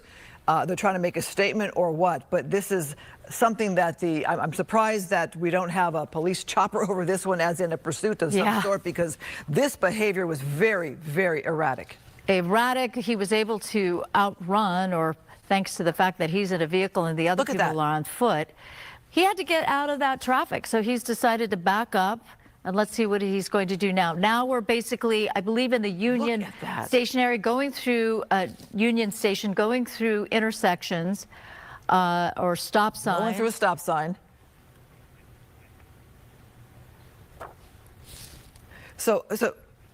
Oh, he sideswiped a bicyclist. Oh, is that what happened? Is that, we're talking to our booth right now. So he sideswiped a bicyclist. That's why the crowd got agitated. But his behavior then, I would say, it wasn't necessarily just in response, because he continues to drive erratically. And not sure the mindset of this person here, but if they were an innocent person just trying to get out of the way, they're not leaving and getting out of the way in a normal fashion. No, not at all.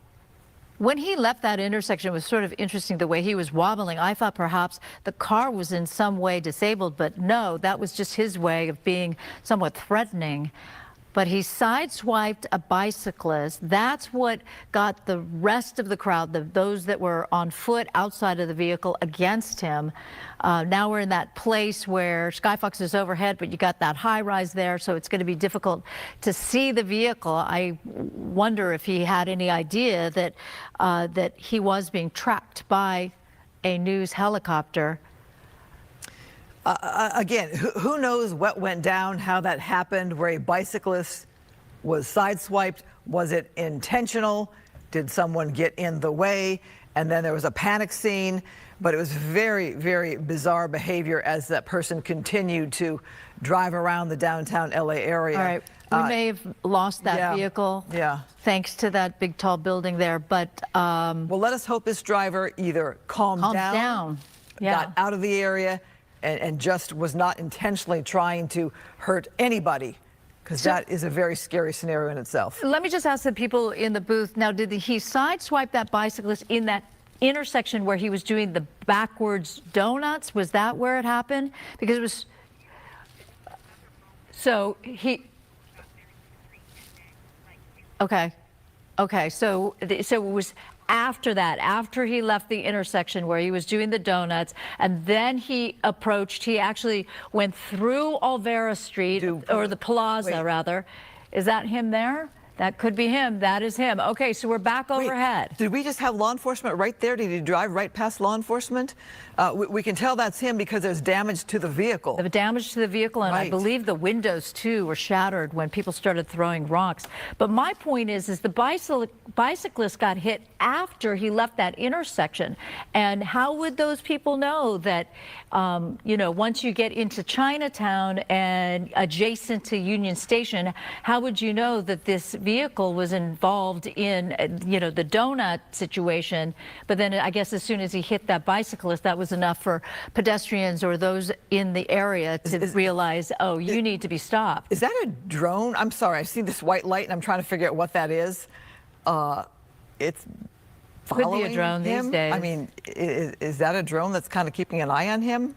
I've never seen that before. So anyway, we have this person still driving erratically here, and that is still very concerning. As we see this person, I'm guessing still in the greater downtown LA area, which makes me wonder about his mindset. Remember, he got out of the vehicle, did not seem to have a shirt on, if I have that correctly, and he was banging on that trash dumpster that people had put out into the middle of the street that are protesting, rioting, whatever. I think he was trying to move it. Like, I don't know if he thought it could be sort of a barrier or something to affect traffic or affect people. But yeah, we're watching that vehicle. What is, I can't tell if it's a crossover or a van or whatever. He has been affected by some traffic now and again, and then he would just back up and turn around and like break a lot of traffic laws. But this is unusual because usually we're used to the fact that there would be a police helicopter overhead, and we talk a lot about, like, what's the want? Why are they tracking him? Why are they over him? And this is a situation where Skyfox is over this vehicle. We witness some of the erratic behavior and erratic driving, but we don't know if law enforcement is involved at all. And again, I'm watching that white light. I have no idea what it is. It continues to be following this vehicle. It continues to be in our shot. Yeah, it's so funny, Christine, because you see it on that monitor. I don't see it on this monitor. So it could just be the monitor. The monitor. Okay. Yeah. All right. Yeah, perhaps you're right. My bad on that. Okay. But So it is unusual. It is a for sure. distracting monitor I'm looking at here. So forgive me if anybody else is seeing this on their monitor. It's a very strange thing. Okay, so let me avert my eyes to another monitor where we see no light here. Okay, so again, what is the mindset of this person? And is this a rogue lone person who's taking matters into their own hands to try to make a statement against those who are still out on the streets? Exactly. That is the question. And there are definitely people that thought that he's not with them. He's not with the agitators, that he was trying to do something to distract or interrupt what they were doing. At least that's what it appeared to be. He's driving at a high rate of speed, considering he's on a surface street and made that turn to the left awful quickly. I'm missing the smart navigation so we could tell precisely where he is in the LA area. But he's going at a pretty good clip. No one's near him. Whoa, that was a little too close. Yeah, something is not right with this driver. The behavior is way too erratic to be normal. Not sure the area that this driver is in now, but obviously we've pulled away a little bit from the downtown area specifically itself. Looks a little bit more residential here, and not sure where this driver is now headed, but we've seen some very strange behavior. And when we queue up that tape at some point in time, you'll see exactly what we're talking about doing. We've seen a lot of car scenes where they do donuts in the middle of the street, but in reverse. Right. That was crazy. With people around? Like, it wouldn't have surprised me if there were people that got involved and wanted to do a street takeover, but to do it in reverse, and then clearly to not be as a part of the demonstration that's going on right now. It seemed pretty obvious that he wasn't really a part of what is going on. They were quite upset. He wanted to object, or, you know, I don't think that necessarily means he's with the police chief and the mayor of the city of Los Angeles, but regardless, don't know his state of mind. It didn't seem as if he's like, I'm with you guys, because instead, protesters started to throw rocks and concrete at him. And I believe it broke the window, because then he started lobbing things back out of the car. Is this the vehicle stopped? Stopped? Like he drove home? And it's... You know, I don't know if this person got caught up. There he is right there, shirt off. Oh, please don't get back in the car. Yeah, that's the guy that we watched try to move a dumpster unsuccessfully. I mean, he's got a sense that there is this helicopter overhead. It's you know, it's not overly warm out tonight to be without a shirt on in LA. It does cool down at night, so that is bizarre in itself. But obviously the guy pulled over, parked the vehicle in a normal fashion, and perhaps he is out of the vehicle and he's done driving. Let that be. This is very bizarre.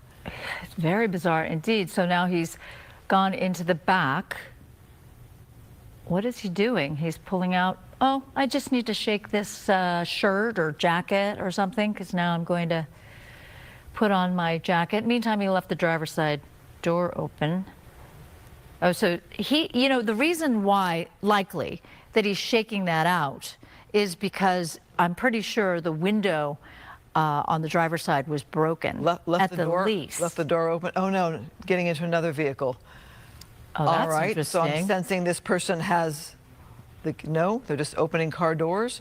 Is this their vehicle? So he was shaking out that jacket, I believe, because it was full of shattered glass from the window. But what is that? So that car is on, and he decided to open the door and throw that jacket in. Meantime, he did leave the door open on the driver's side. He's talking approaching somebody. Police. Oh, Okay, police are involved. They are indeed aware and involved. Well, this is a good thing. If they were watching our coverage here on Fox 11, we had it all. So police have stopped this guy from getting behind the wheel of that second vehicle or back behind his own vehicle. Now they can question him to say, who are you and what the heck were you doing? What were you doing? And now we have an idea of specifically where he is. Vanna Street and East 1st Street. So just outside the downtown Los Angeles area. It's odd. He was not very, he didn't resist arrest. He didn't seem all that surprised either that police suddenly came upon him. Meantime, the woman that he was talking to, police are saying, no, you need to back up. You need to back up. And she looks like she's objecting to all of this. I'm Meantime, not sure. Is she? No, she seems to be talking with that officer. Okay, they're back. But meantime, he's like, everybody's got to back up. Everybody's got to back up. Yeah. Well, he looks like he's a sheriff's deputy, not LAPD. Again, it's not an overly warm night to be on the streets like that in shorts with no shirt, and that behavior, you have to wonder about that behavior. Obviously some damage to the vehicle. Talking with people on our team who actually have a better viewpoint of this, he definitely did hit a bicyclist or sideswipe a bicyclist in some fashion, hoping that person is okay. That was after that bizarre behavior of doing those donuts in reverse in the middle of an intersection there. All right, should we go back to Matthew Seedorf and see what the situation is near City Hall? You see a lot more sheriff's deputies in that skirmish line there. It's not on IFB, stand by. And we have been watching as more LASD deputies have arrived on scene. That's in part to relieve the LAPD. Some of their officers, I'm sure, have been working long hours. So it was time to bring in some extra resources and personnel power. Still seeing fireworks go off as well. So clearly the people that are just past City Hall, and we noticed that there was an attempt to create sort of a bonfire in the middle of the street. Meantime, that is a lot of sheriff's deputies that have now come in right there in downtown Los Angeles.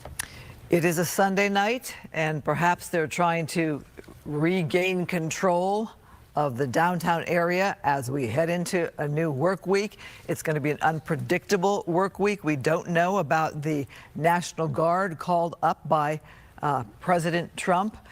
We are back now on the scene of that driver. Look at the damage there of the car who was driving so erratically in the midst of people who are out there on the street at this late night hour. The demonstrators, as we're calling them, don't know this guy's motive. Obviously, this could have ended very badly as the people were throwing rocks at this vehicle as he was driving so dangerously amidst people there. Oh, quite a few patrol cars have now arrived at the scene, and we were watching a deputy as he goes into the vehicle searching for what? We don't know, evidence, whatever, anything that will bolster the case against that driver. Although, frankly, probably the best evidence will be the Skyfox video, where you could see all of his moves, all of his reckless maneuvers outside of downtown LA, towards Chinatown, towards Olvera Street, into that plaza area where cars are not supposed to drive.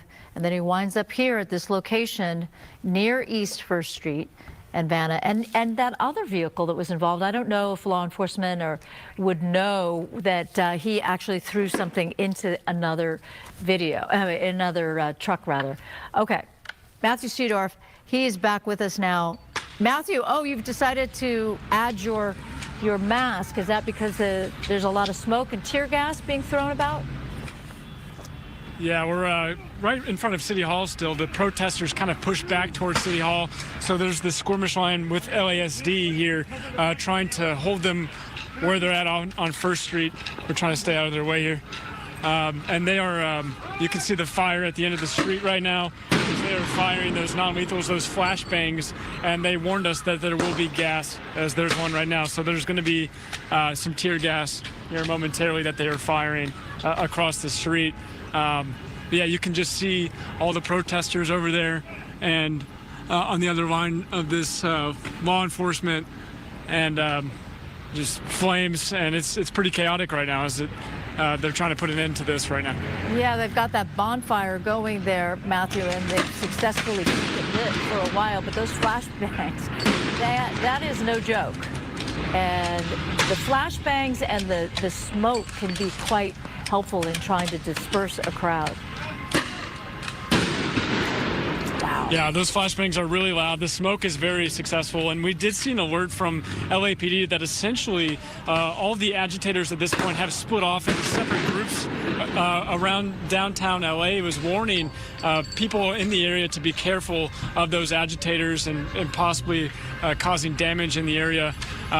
The sheriff's department was called in here to assist with the LAPD outside of City Hall, as there were protesters that were trying to barricade themselves on this street out front of City Hall. As right now we're following the skirmish line. They're trying to push the protesters further back. You can see the fire still going on as well. Matthew, as we watch there, that skirmish line able to make some progress and move forward there, paint the picture where City Hall is. Is it behind you, in front of you? Where is City Hall in relation to this? Yeah, so City Hall is right here. So we are right next to City Hall where this is happening. And then that's First Street where all this is taking place. So the protesters essentially got pushed back about an hour ago, and now they're coming back this direction. The sheriff's department is trying to hold the line and firing those non-lethals. Look at this. I mean, I don't know if you can hear that. Yeah, we can hear it. Well, it makes sense. Flash. They would want to keep the crowd away from City Hall and hold that line and push them back, and hopefully people will disperse as the night goes on and they get tired and they, call it a day kind of thing. But it is quite a scene, so we can just listen in for a minute here as you show us the scene. Wow.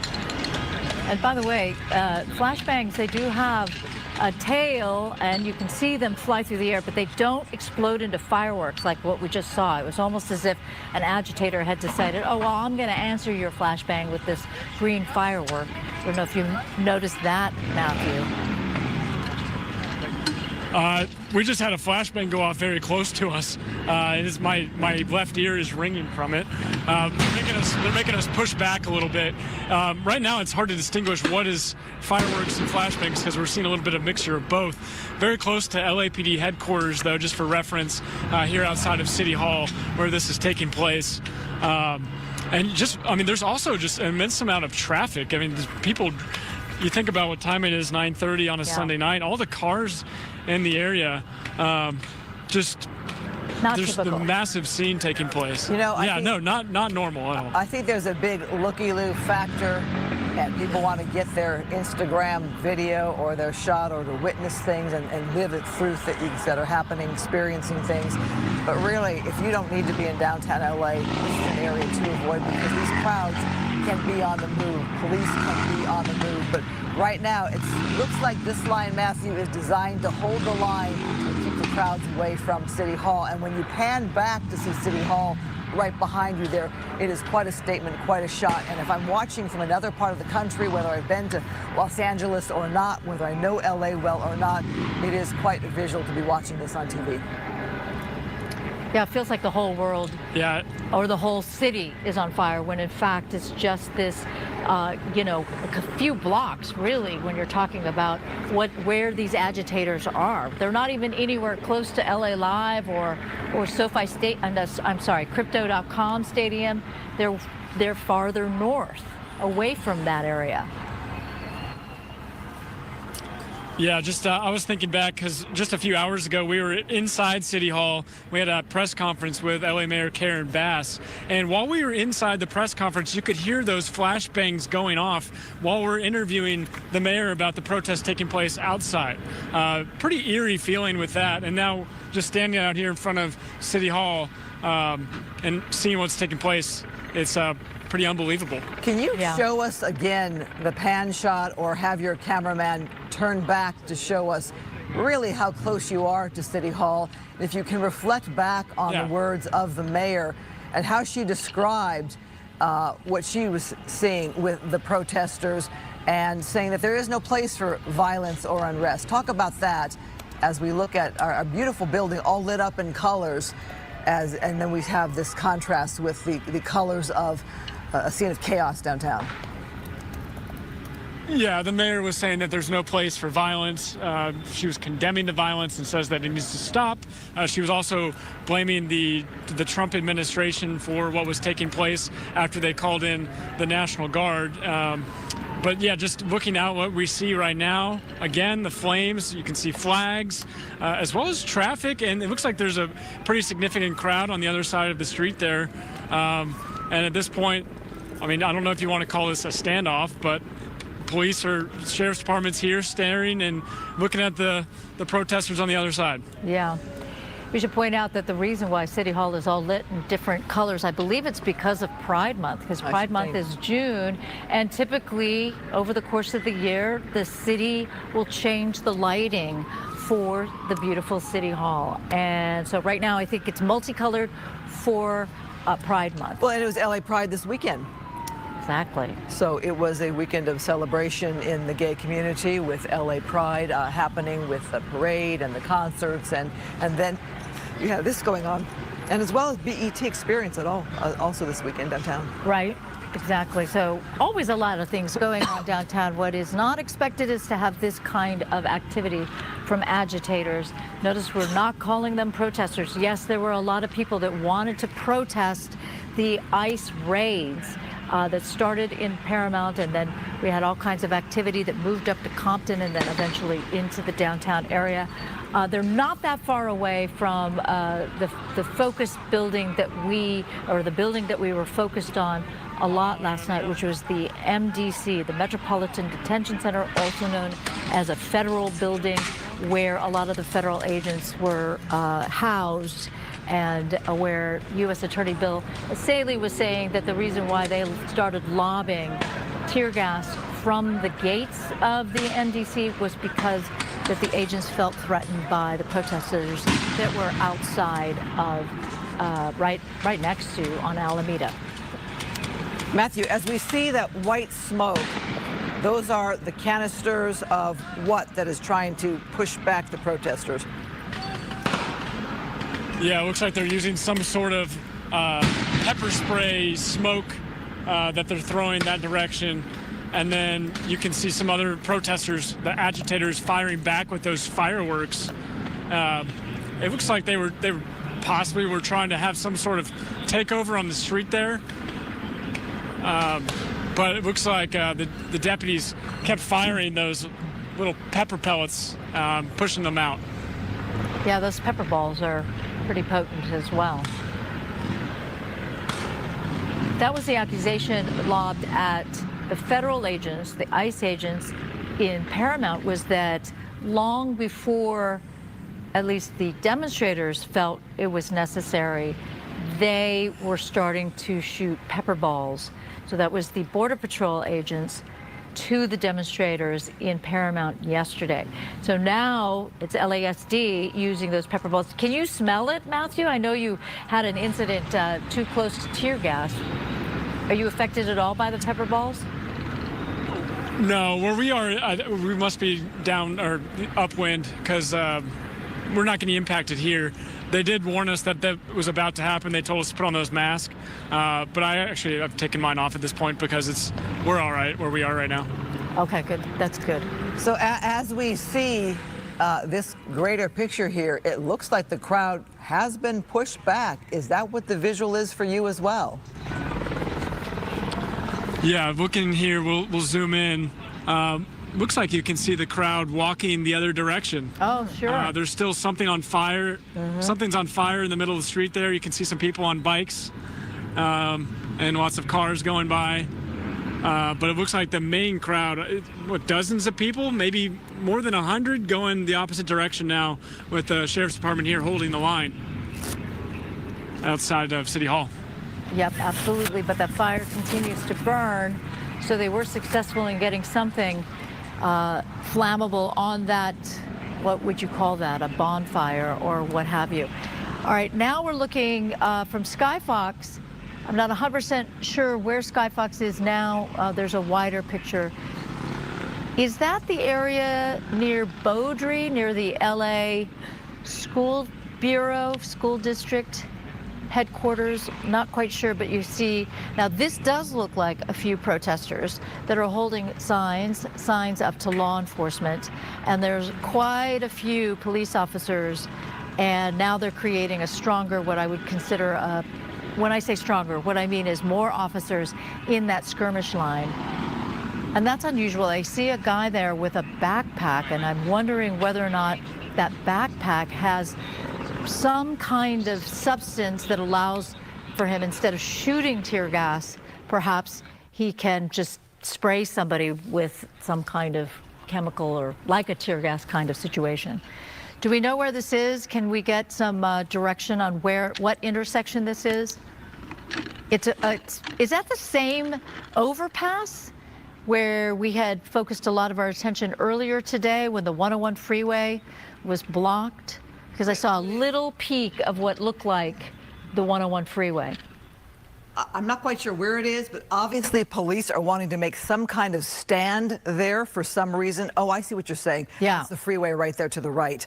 Ah, okay. And it's still stopped down. There's no traffic going through there. And this was an area that they were concerned about, at least earlier, because that is where a lot of people had stood on that overpass and alongside the 101 freeway, and they were lobbing pieces of concrete or cinder block over the side. Those were the bad actors. Those were the agitators. Now there seems to be a smaller group of people that are holding signs which suggests that they are true protesters. For some reason, you have police there, Susan, in two positions there, trying to make a true stand at that location. And who knows if they had some kind of intel or if the crowd was marching that direction, making their way there. But for some reason, police do not want people going up that street or down that side street. So perhaps protesters, demonstrators were on the move in a certain direction, or they were going back, like you said, to that freeway area. And they wanted to make sure that there was no more disruption of the freeway.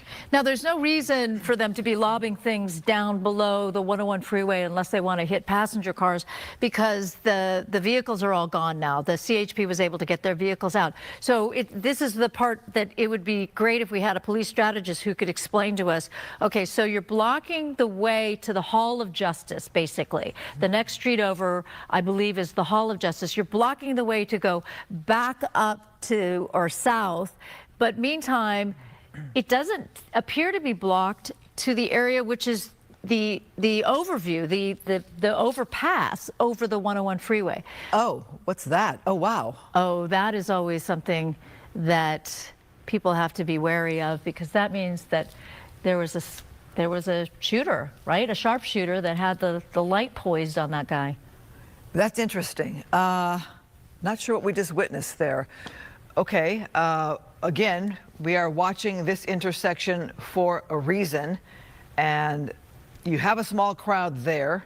Not sure why they're not just turning around and going, because they're clearly outnumbered there by law enforcement. Looks like you have the Sheriff's Department and LAPD both there in that position there, that location.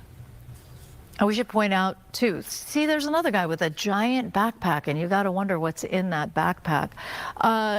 We did see CHP, by the way, dressed in all navy blue, too, which was a little confusing when we were focused in on the 101, when those vehicles, well, first when the protesters were there, and then when the vehicles were there. So they, too, were in a different kind of uniform than I didn't expect. Yeah, like a dark black, like an LAPD. Navy blue. So people were confusing them with LAPD. Regardless, let's just call them law enforcement.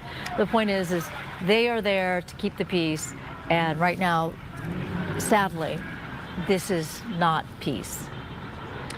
So we are back right outside of Los Angeles City Hall, where you have the LA County Sheriff's Department with that line there. And you can see the remnants of the crowd that was there earlier with that fire still burning in the middle of the street. It appears they're just letting that fire burn itself out. The larger crowd has been dispersed, although it looks like some are coming back to that fire pocket there. And there you go. They're going to fire some more non-lethal weapons to disperse those who are returning. Again, you have vehicles there, the public driving through. The public or other people that want to be in the general vicinity, that they perhaps are wanting to check out what's going on in downtown LA. They could even be amongst those that perhaps have some ideas of what they will do in order to join in the anarchy. Well, too, you can try to block off streets, but what happens is these groups continue to move. Right here, they're not getting any access to City Hall. That's what's happening right here. Maybe they got some intel that suggested that that was the goal. The goal was to make entry into City Hall. Or to tag it, cause damage of some sort. Somebody was able to put some kind of like light projection onto the wall. So the good news is not turn that permanent. off. Yeah, it's not permanent, but it was also an obscene message. I should point that out. Okay, Skyfox taking a look around. So those auto dealers, if I'm not mistaken, are Patriot Hall there, I believe. Yeah, so south of the 10 freeway. Is that what we're looking at? It's in that greater area of the downtown LA area where you have those dealerships. And you're right, our chopper there is kind of just scouting around, looking around right now as to what's happening. And we talked about Matthew Sudorf saying different groups were on the move in different areas. This is a pretty big pocket of people here. We haven't seen a larger group like this in a minute here. So obviously you have people who made their way to connect with one another as they march down the street, with motorists either trying to get through or be part of it. Oh wow. Dear. Oh, okay, this is not good. So here you have a violent fight breaking out. Hopefully this will end quickly, that they will break up these people. Okay, and there you go. That's what happened. Okay. We don't know what happened there, but and the fight continues. But meantime, lots of other people are trying to stop the person. But he's strong. He keeps going. But there are people trying to keep him back. Which goes to tell you that there are some people there that are trying to protest on message. Oh, wow. Okay, and then there are others who are. That guy might have. Maybe he just wanted to get through, and then there were words exchanged. Then you have a car there caught in the middle of the traffic there, and let us hope that everybody is safe. And again, looks like they are part of what's going on there. They got the hazard lights on, so they're stopped. And well, you see, like, the SUV, there are people hanging out of the SUV there. It looks like some people want to be part of this movement down the street here. Others, I'm sure, are looky-loos here. But it is Sunday night. It's coming up on 10 o'clock at night, which really could be very late night in some cities, but not necessarily in LA. We can be a late night town for certain people who don't work the next day, or it's an industry town that works different hours and different shifts. Or they're passionate about the cause, no matter how misguided. Or passionate about the cause. Period. Yes, 100%. I didn't mean to suggest everybody was misguided, but if you're destroying property and you're hurting officers, that is not acceptable. And both the governor, Bill Essayli, the mayor, they've all said the same thing. Nathan Hochman, the DA, the police chief, they've all said the same thing, that if you are going after officers, destroying property, damaging buildings, etc., those are all prosecutable crimes.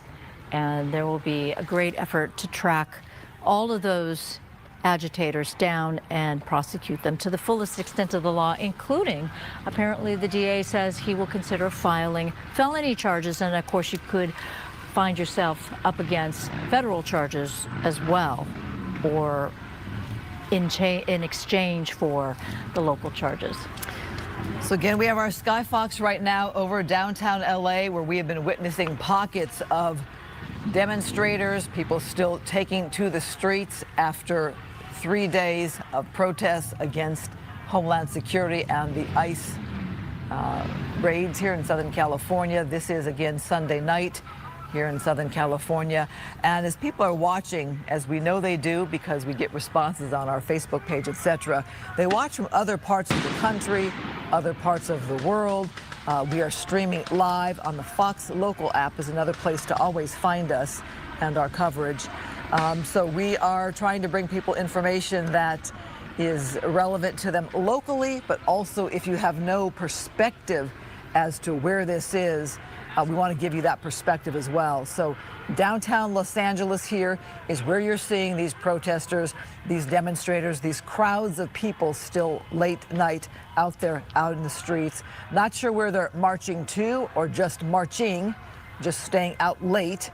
But we're going to continue to follow it here on Fox 11. Our newscast is normally at 10 p.m., so we've been on since earlier this evening. Almost 7. It was 7:07. And we'll have probably more of a recap for you coming up in just about 10 minutes here. Susan, you were on late last night. Compare what you saw late last night. Is this a similar scene as the night went on, or were there much more people? Yeah, it just wasn't this extensive. It was really focused in on the MDC, closer to that federal building. So to see these protesters moving around, and we're watching as a police vehicle is trying to navigate its way through this area, and somebody threw a bicycle or a scooter. So that sort of suggests to you the temperature of these protesters and how they are expressing themselves. But yes, last night there was an interesting sort of ebb and flow with the demonstrators. There were times when it just seemed like there was, nothing was going on, and Laura Diaz was on the ground and pointed that out. She says, no, what I'm experiencing is peaceful. This is not an agitated crowd. And then the number of people would go up, enough so that when they approached the federal building, the MDC, then that's what brought the agents out, the federal agents out, and they started doing things like lobbing tear gas canisters and the flashbangs. So I think the noise that we're hearing is actually from the ground shot that we have there, because it looked as if there were a lot of fireworks that just were set off not far from where Matthew Seedorf is, not far from City Hall. Now here's a headline roundup of what has happened in the course of day 3 of these anti-ICE protests.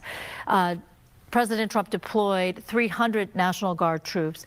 Law enforcement used tear gas and rubber bullets. Protesters are throwing fireworks and cement, and Governor Newsom, he calls this a serious breach of state sovereignty because of the National Guard troops that were deployed. We did hear from a retired captain who felt as if that the National Guard was there to protect the federal agents, that they weren't really there to bring the temperature down in the streets of LA. And indeed, Chief McDonnell was the one who said that it was a top-down situation, that he would not have done it the way that President Trump did, as we watched this patrol car try to wend its way through this crowd, not hit the crowd, but at the same time running the risk of stoking their anger. And somebody just threw something, missed the car, and now the patrol car is trying to get out of that area. As we're watching these demonstrators, these crowds out in the street there, I'm wondering what it must feel like for members of law enforcement and their families to watch their loved ones at work doing their job as they've been assigned to do, and to see them being pelted with whatever they were being pelted with there. This is a tense time for not only those who are against the ICE activity, the ICE raids, but also for law enforcement who, as we say, put their lives on the line, who show up there to do the job of protecting the citizens of Los Angeles. And there are people who are pro-police and who are not. But for the families of law enforcement, this is a tense time in a whole different way. Indeed. We're going to bring Matthew Seedorf back in because we heard a lot of what I think were fireworks, but perhaps you could disabuse me of that idea. Were they more flashbangs, or was it fireworks from the agitators? As you said, that we've been seeing some fireworks. We did see a large amount of fireworks taking place, but also pretty consistent flashbangs. Those protesters are trying to push back closer to City Hall, but Sheriff's Department right now, again, holding that line. They did tell us to be prepared to move, so we are prepared just in case they move this way or that way. One of the protesters on the other side of the street, where you can see the fire behind me, has a megaphone and is yelling at sheriff's deputies here on the line. I'm trying to listen to what they're saying. They're talking about serve and protect. But again, all this taking place right outside of City Hall. It's been going on right at this location for a couple of hours now. They've pushed them beyond First Street, right next to where we are, City Hall, and they've kind of gone a few blocks away. And since then, they've come back. And it's every little bit of time that goes by, it seems like they want to try to move a little bit closer. So let's see what happens here. Looks like sheriff's deputies are about to do something, maybe move one way or the other here. So. Yeah, you can see protesters right on the edge of the street here in that fire as well. Go ahead, send it back to you. You talked about the crowds going in different directions. We are watching two different directions there on our screen, two different groups. And I'm wondering if there are more groups that have splintered off and kind of are meandering around the streets there. No quiet here on a Sunday night in Southern California. Matthew, again, you are outside of City Hall, where we've heard today from the mayor of Los Angeles, as it really is a city in chaos, you might say, in the downtown LA area. And for everybody who's checked in on me or wondered how things were, you are looking at the downtown area on a Sunday night. And again, not normal to see the sheriff's department right here. This is normally LAPD, which obviously there is a great demand for LAPD tonight and could be in the coming days as they have to work on their staffing and their resources. And it's really, Susan, as we look ahead to the week, it's an unpredictable week. Absolutely. Unpredictable, and you know, it is clear we were hopeful that perhaps after day 2 that would be enough, or perhaps the temperature would go down with the demonstrations and the protests, not amp up.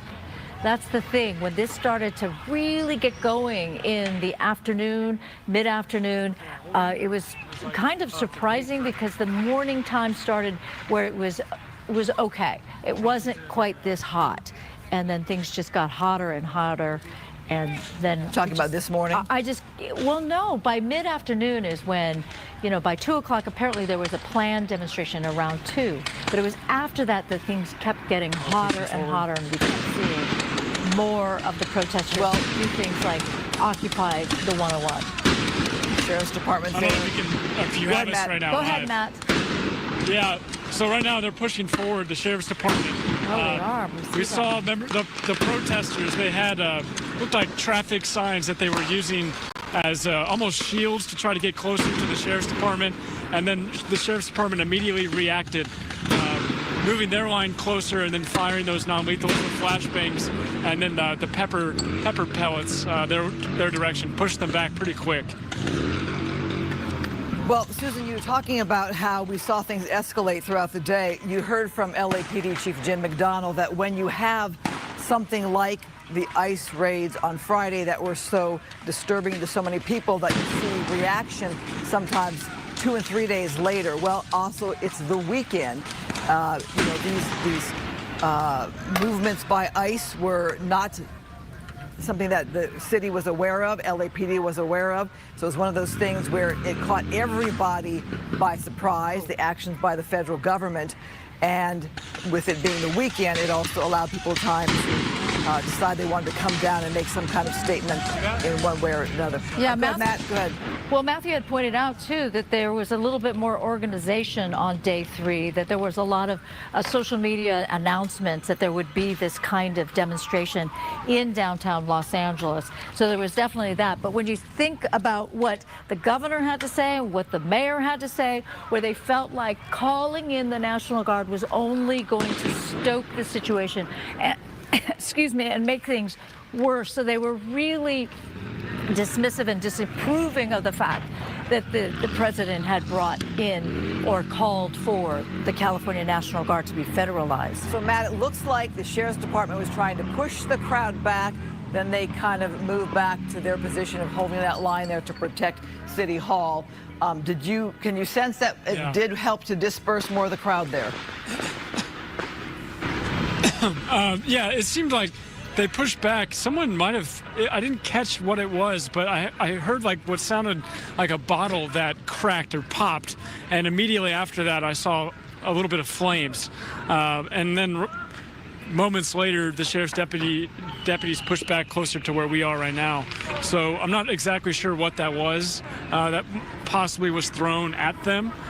But now their line is where we're standing right now.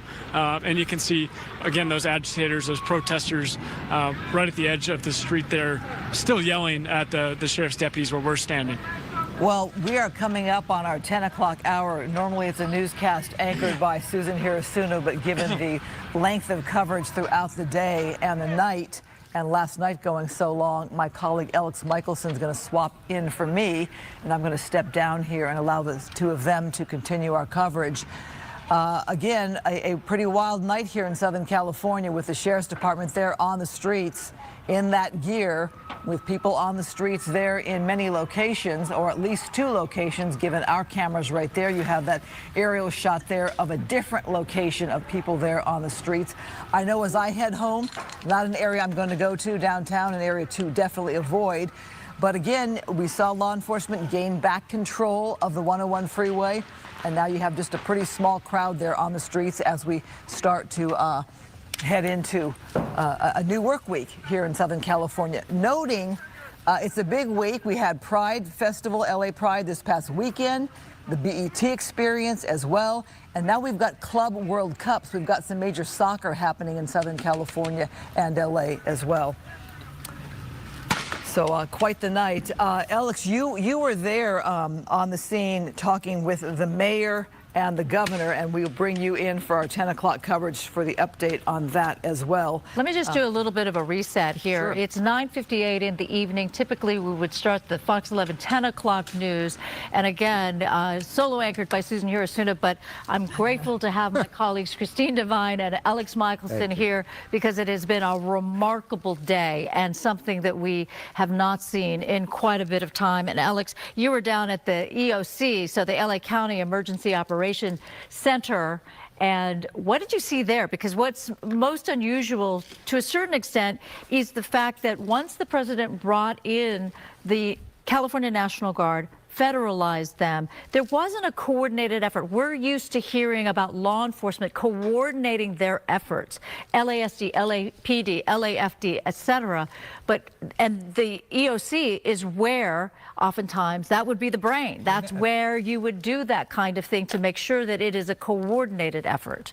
Governor Newsom was in a meeting with Chief McDonald, with Sheriff Luna, with Mayor Bass. That was all happening at the Emergency Operations Center. That was busy tonight. They're watching all the TV coverage from all the stations. They're communicating with officials on the ground.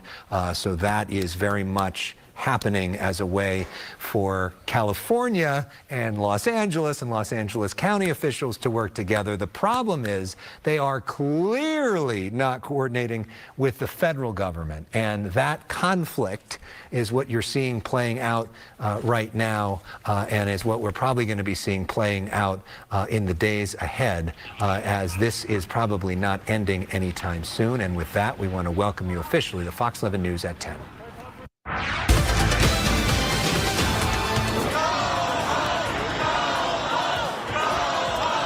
But we're going to have troops everywhere. We're not going to let this happen to us. We're not going to let our justice be torn apart. I was trying to encourage the administration that if they deployed the National Guard in Los Angeles, it would create a sense of chaos. Do we need them? Well, looking at it tonight, you know, this thing has gotten out of control.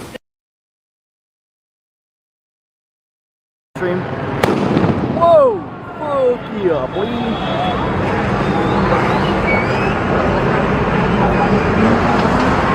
Wild night in LA.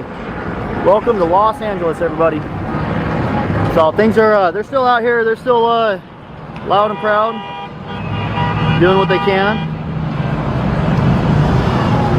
They're standing up for their cause and what they believe in, guys. We're just here just to report, show you guys what's going on. And so far, protesters have been super cool to all of us. Protesters are working with the media and allowing you to get them on camera. And they're cool with the media, which is surprising, which is amazing. So it's kind of slowing down a little bit, like the crazy action. We still got fires here and there.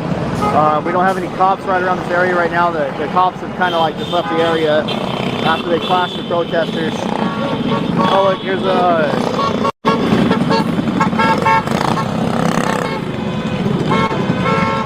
bikes.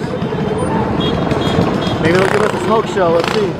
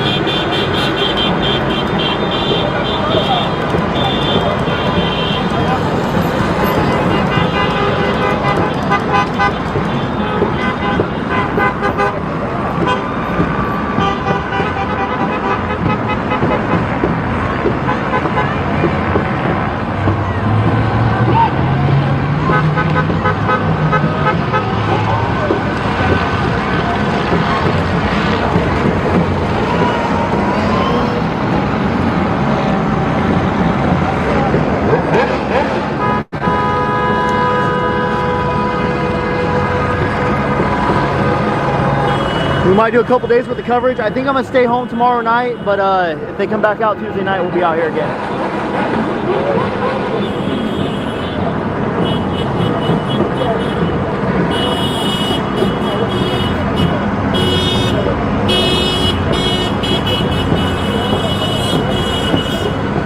Well, we got a couple more hours on this live stream, guys. We're gonna keep on showing you guys what's going on. Yeah!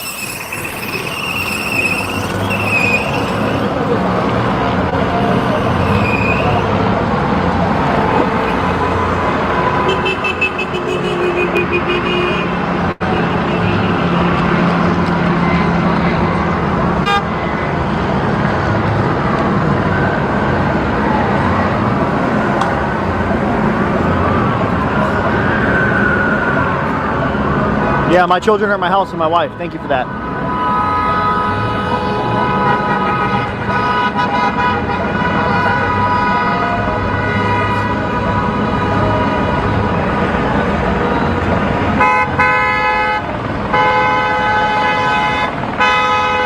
So this channel is viewer funded. We had 2 people send $1 each over PayPal, Cash App, and Venmo. So thank you guys so much for those donos.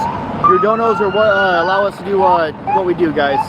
We are viewer funded on this channel, and you guys do help us out. So thank you guys so much. Oh, throwing rocks at cops. Throwing rocks at cops. Damn.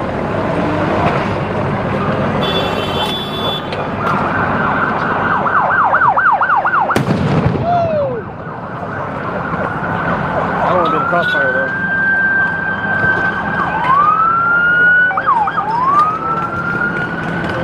Oh, cops are moving in. Cops are moving in. They're staging right there. Might be able to get some action, everybody. Oh!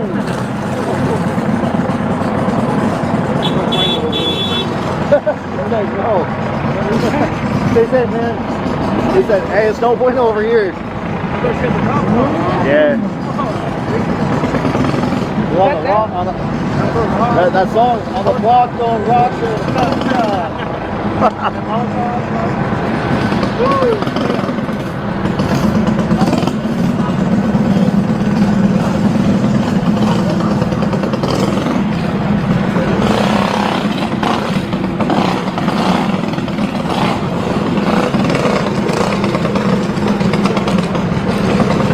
oh, hey, Riot's moving in right here.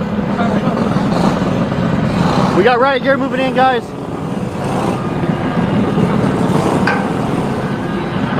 You want to hop the fence or no? Okay.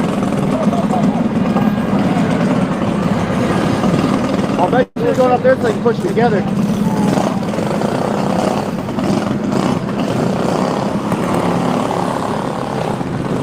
ready to hop this fence.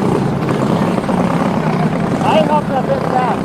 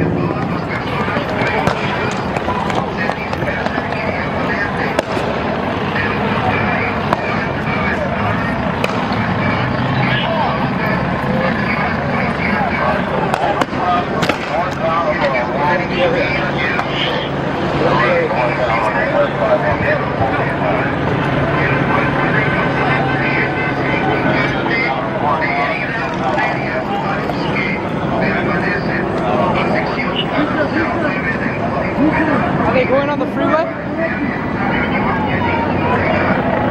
Yeah, they're all over there. We got horses coming back. Horses.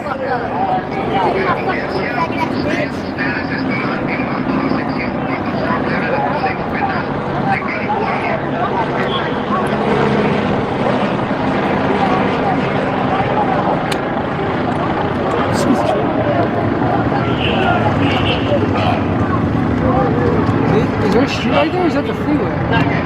Hey, couple left.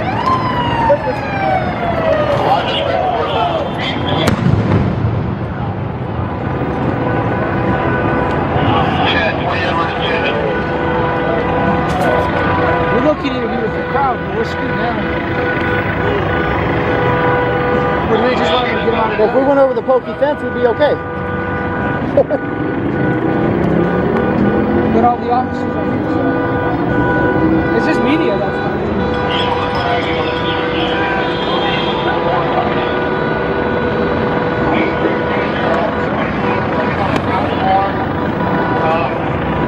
It's on the west side of the building, overpass. I think it's just free between 1 and 2. I'm getting you on the inside of the door. That's the northwest border of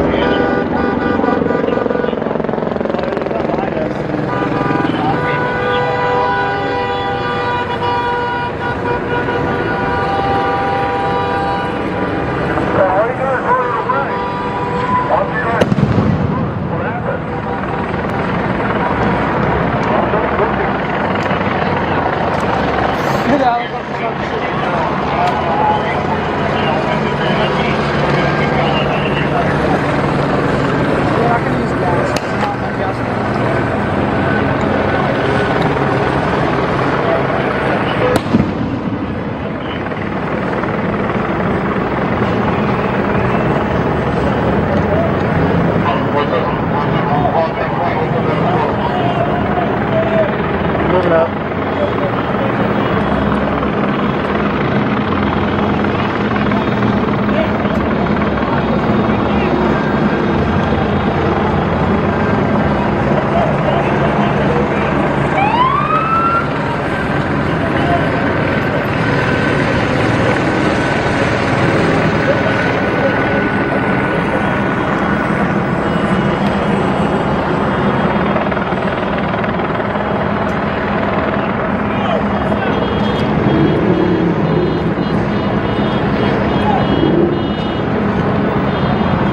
Yeah, they're gonna shoot that guy.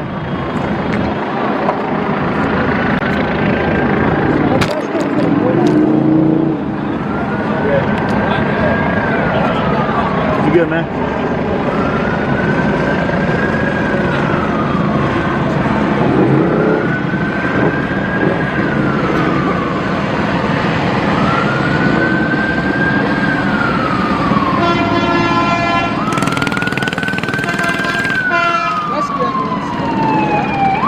Wonder what happened.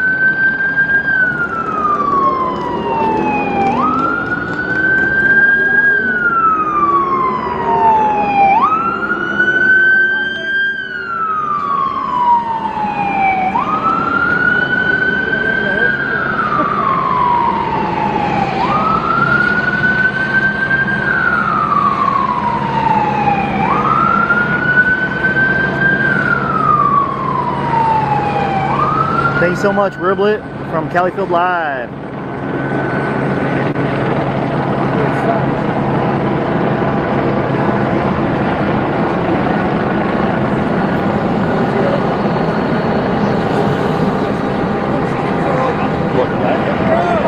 What?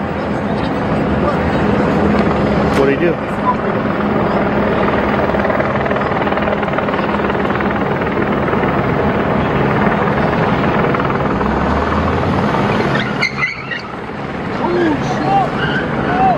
Damn! Hey, can you go to my settings and go to the redirect? Redirect you to Califield Live. You have to do it right now.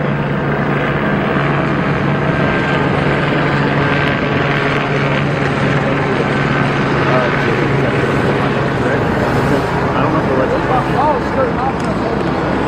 If you can, you can. If you can't, don't worry about it. Don't worry about it. Not like that. There we go. It's even better. Thank you. He's prioritizing the greens. For how dark it is, that looks good. For how dark it is, that looks good. This is a great camera, especially for LA.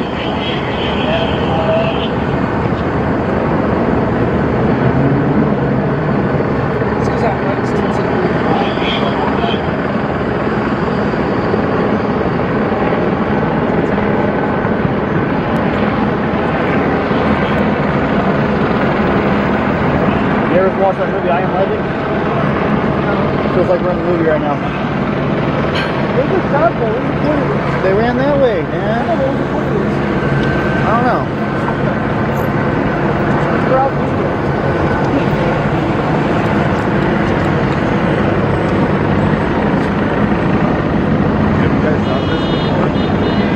We work for a news network. It's all up to the protesters.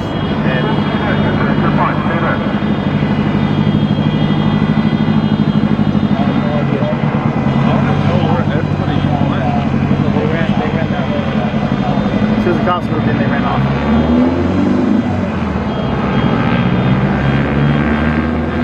You got credentials? So, if you don't have one of these, they might close out on you. So, are you? The rest of the case.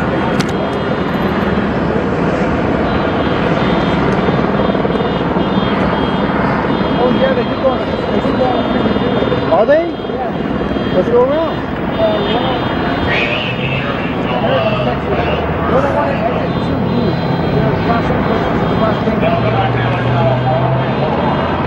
Yep, I'm hearing on the radio too.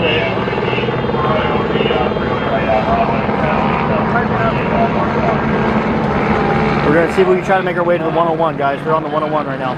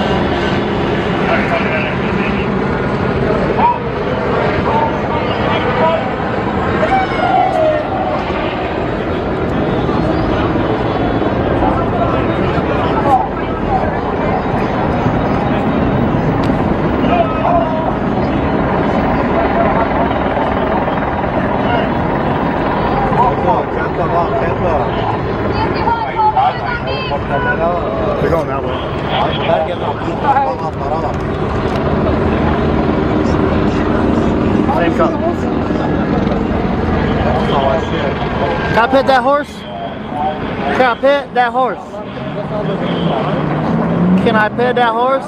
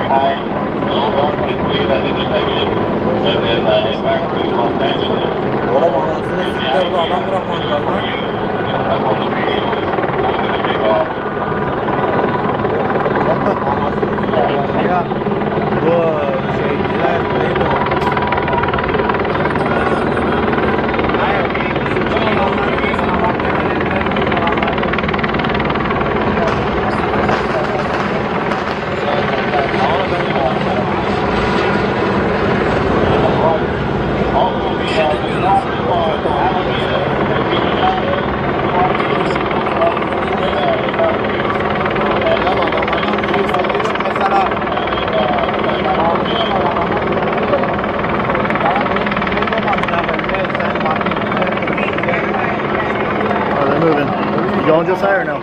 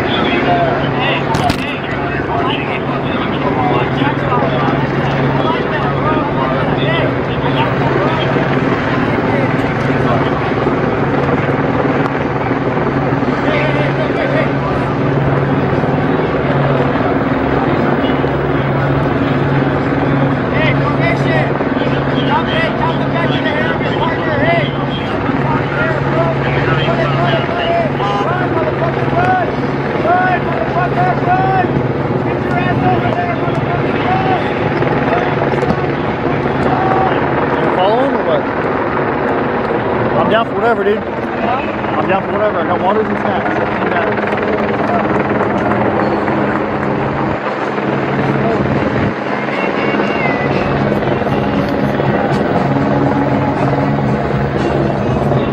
Way to go, motherfucker!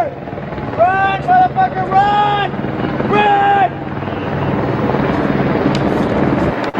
That's a good picture of all the cop cars.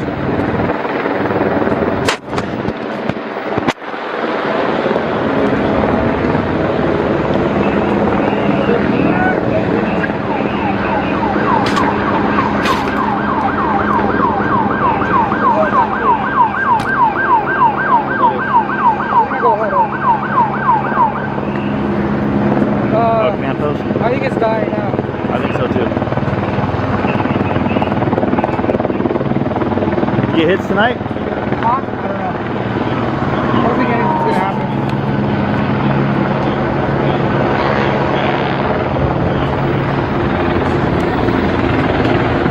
Oh, who's flying a drone? No, that's a bad move. You see it? Yep. You gotta get a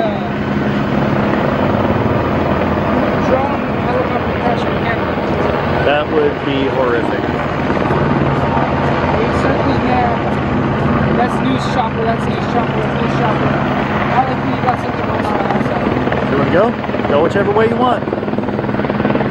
And Eric said the news chopper's having trouble finding an organized group. They all dispersed.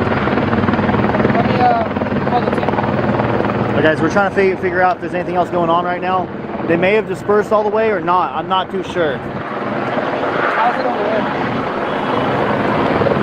Oh, you're hitting? Okay, yeah, it's dead here. I guess Eric, my buddy's texting me. Goes all the cops.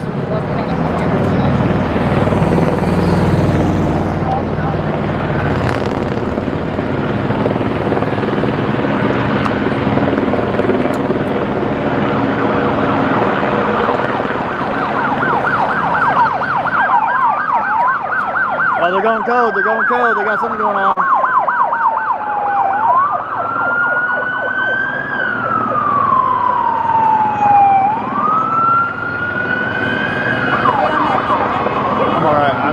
Thank you. It's 2 days of this now, but thank you so much. You stay safe.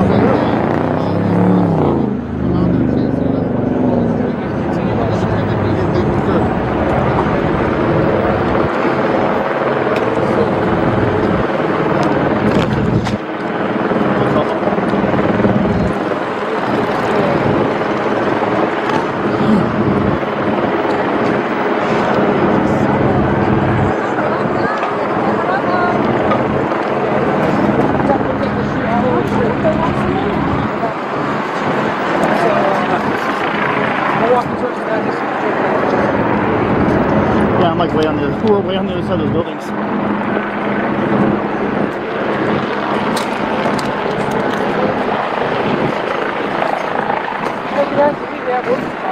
Yep.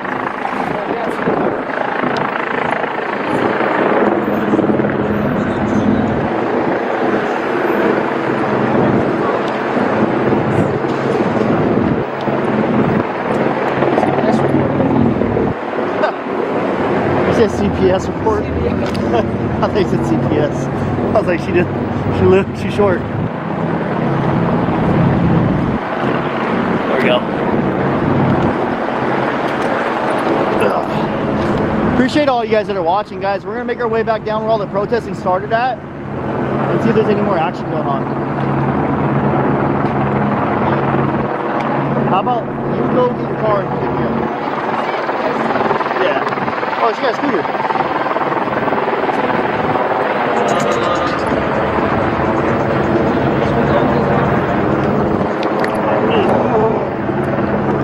Yeah, what Austin is until you mentioned.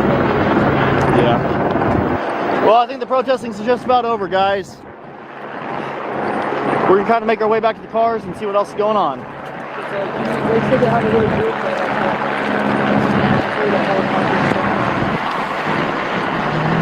My back is sore. I had marks on my back when I got home. From what? The backpack? I put that part.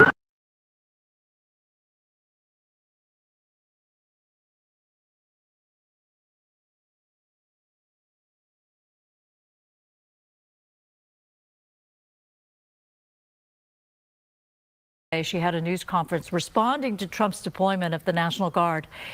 She says the city is already dealing with so much following January's deadly wildfires. Here's her response to a question. Our city is still trying to recover from the wildfires. And you just think about how so many people were impacted by that. And that's an example of where the administration was helpful. And to go from that situation to where we are now is just really tragic. Yeah, so let's talk a little bit more about that. So after the wildfires, President Biden gave this FEMA emergency order, and President Trump has kept that. And I've talked to Governor Newsom, I've talked to Mayor Bass, I've talked to the supervisors, all these Democrats who have widely praised President Trump, said that he's been great to work with on the cleaning up of the wildfires. The Army Corps of Engineers has moved ahead of schedule. It's been a rare sort of bipartisan kumbaya triumph of at least that's working. You have all sorts of questions about the permitting and what comes next and some of the bureaucratic symbols, but in terms of clearing the junk out of there, that has worked really well, and everybody's praising the federal government, even people that can't stand President Trump. And so, and the next step is that Governor Newsom and all these California leaders want $40 billion from the federal government to help clean up the rest of it. And they were trying to negotiate that Well, this may not help when you try to ask for $40 billion and you see now this conflict that is happening between the federal government, between Los Angeles and the state of California. And so you wonder what that's going to mean for the money that still has not been allocated from a Republican Congress and a Republican president. And you also wonder... But wait, let me just interject. Did you ask the governor? I thought you asked him that, whether there was any concern that that was going to affect his ability to get that. We're going to have that interview in a few minutes. But yes, and he basically said, I don't know what else I can do. So kind of resigned on that front. But that's a potential issue. And it's interesting also that these very same relationships and these very same people who were all locked in arms, kumbaya, you're great. Thank you so much. We love you, are now having this happen. And so this could not be more opposite of that. And so it's, you know, and the bad part is, you know who loses in all this? The people. The Democrats and Republicans, the people that want to just have, you know, a safe city to live in and who really need a whole lot of help cleaning up from one of the most destructive wildfires in the history of the country. Right, and that's going to take years to get back to normal. Right. From Skyfox, you see the skyline of downtown Los Angeles, the beautiful city of Los Angeles. It just really breaks my heart to see so much unrest and so much damage. I did hear from my friend from the Italian American Museum in the Chinatown area. I was concerned because I know that she's been victim of protester graffiti before, and she says, yeah, that there is some concern. The parking lot across the way apparently was hit, but she does have some concerns. Okay, we're going to move on to this because anti-ICE protesters converged on a hotel in Pasadena after learning that Border Patrol vehicles were there. Fox 11's Gina Silva reports from Pasadena. ICE Argentina! ICE Argentina! ICE Argentina! These Pasadena residents spent their Sunday protesting outside the AC Hotel on Madison Avenue after social media posts showed Border Patrol vehicles parked outside, confirming agents are currently staying there. ICE Argentina! ICE Argentina! It is incredibly disrespectful and traumatizing that our city is hosting.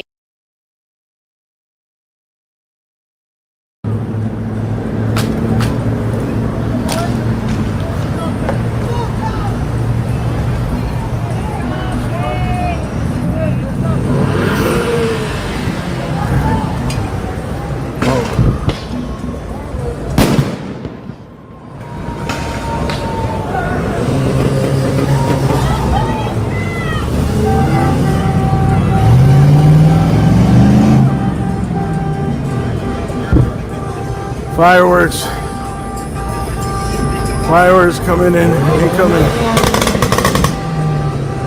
There's not a lot of people over there, bro, but these guys are launching fireworks.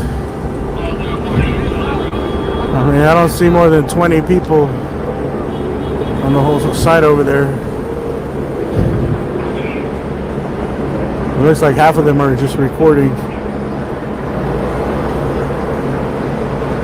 Yeah.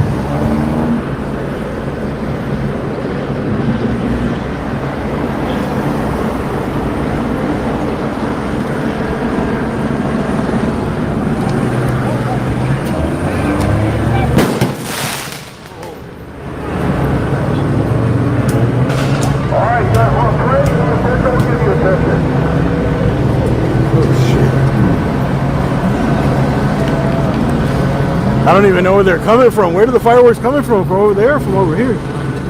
Or cars passing by maybe.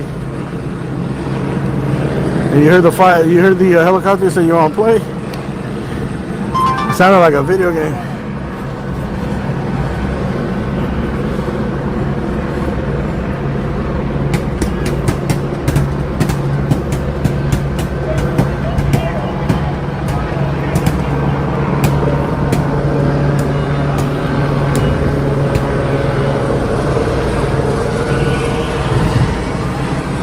We're on Spring and Cesar Chavez. They're bringing in backup. They're taking fireworks. Uh-oh. You heard that? He said, if I was you, I'd start running. Because these guys are going to start something or do something. I don't know where the fireworks are coming from. I don't think they're coming from across the street.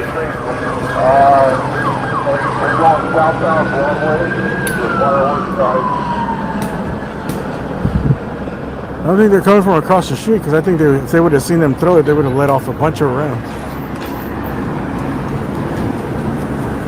It might be from the passing cars.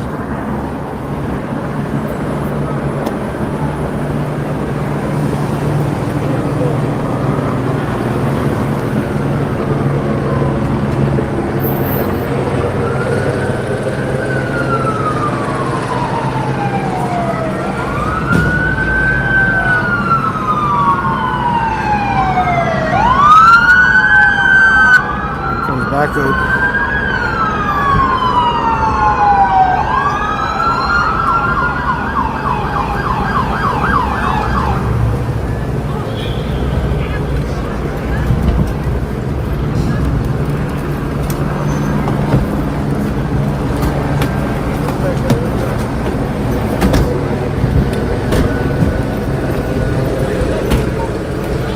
Yeah, these guys ran into the building on both sides of Broadway.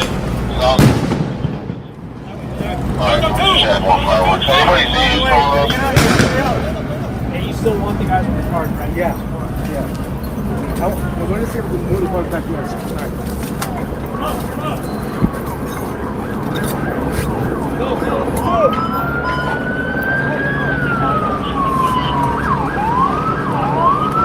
They're saying they ran into some buildings on Broadway. Broadway is the next street, not this light, the next light.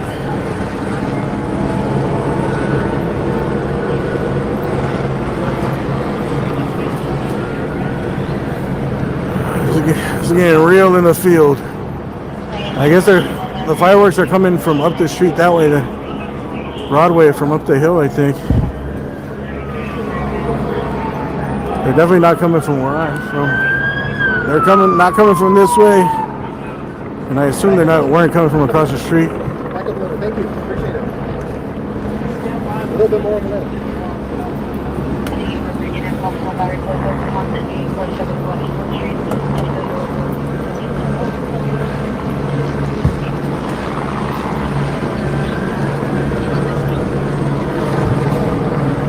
We're gonna sit right here on this bench like Forrest Gump for a little bit. Get our rest on for a little bit. It's been a long night.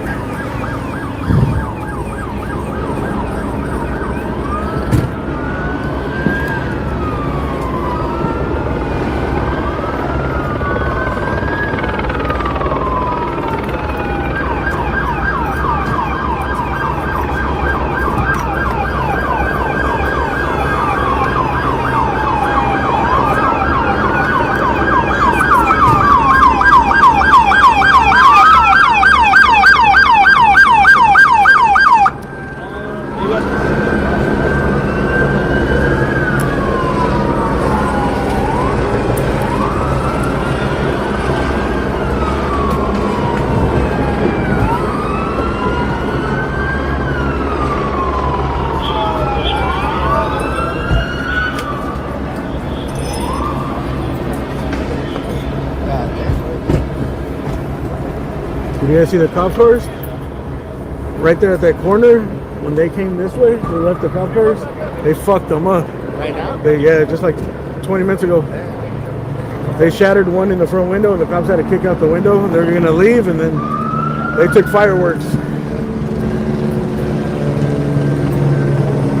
And they even slashed some of their tires.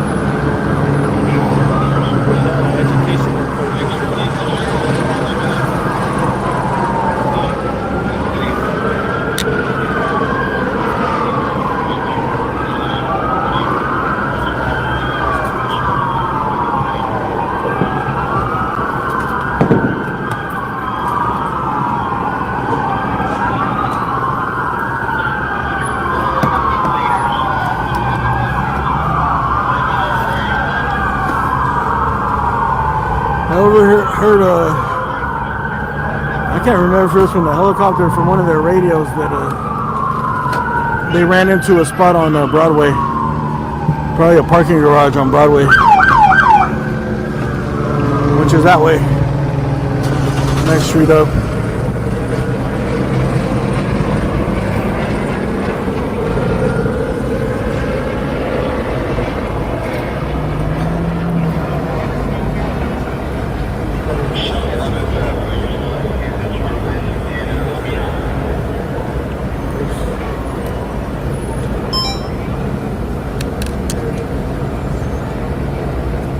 Hey, thanks everybody for the super chats.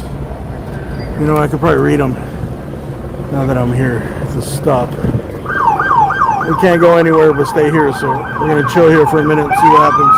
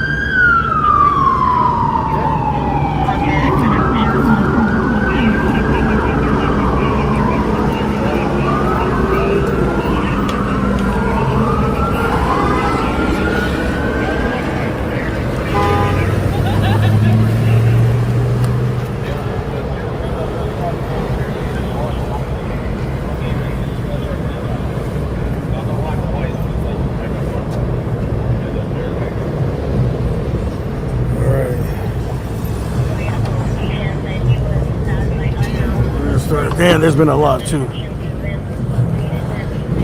Oh goddamn! Hey, thank you guys. Jillian, thank you for becoming a member. RS70, thank you for the super chat. RS70UGHC. Danny Finch, thank you for that super chat.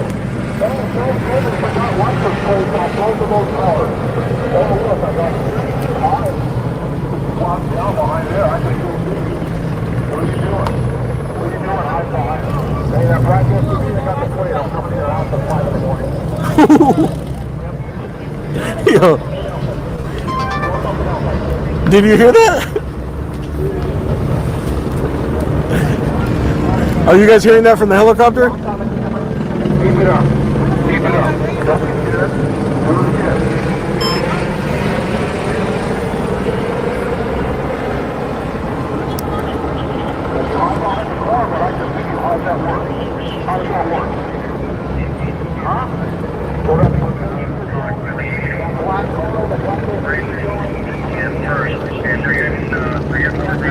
I've never heard the helicopter like talk to people, clown them like that. You know, they're pissed. He said you know that car? I think he said the black car with the black and white license plate. I'm coming to your house at 4 in the morning. He's like, I got license plates. I got both license plates. And then he was saying, I see you guys. See you guys trying to hide? I can see you. How could I do it? Like, because they got the flare on the. Like, I can see you. How could I do that? You're hiding behind walls, but I can see you. Look at you. He said he's coming to his house at 4 in the morning.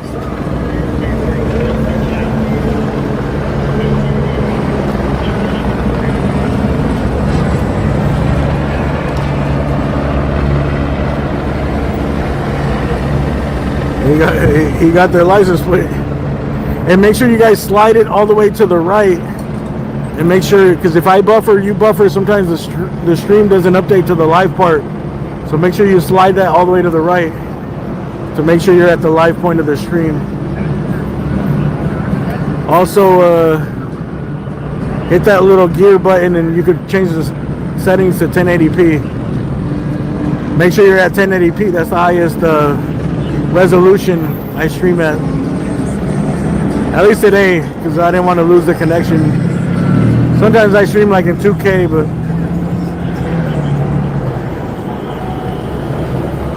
but I'm me. Yeah. But not tonight because it uses up more bandwidth, and when there's like network congestion, especially in these areas, I'm assuming that the connection's been decent tonight, but don't complain if it buffers a lot or it pixelates. I mean, there's just a shitload of people on the network in one spot. Can't do nothing about it. All right, where was I?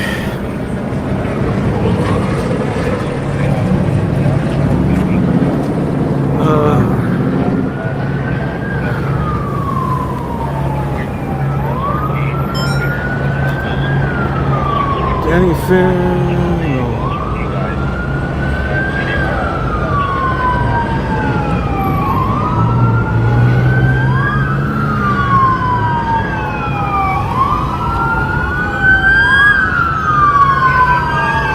Danny Finch, thank you for the super chat.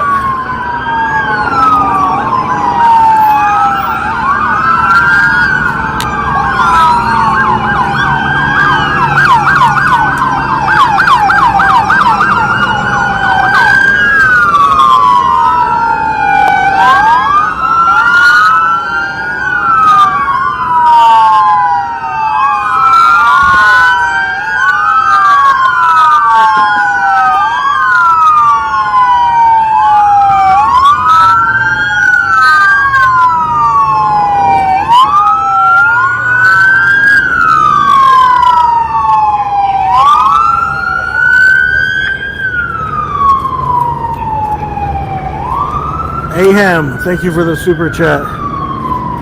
Sean C, thank you for that super chat. Sorry, man, I'm not going to read the messages. There's too many, but thank you. Joanne, thank you. Carl, Mr. Pilot Flyby, thank you.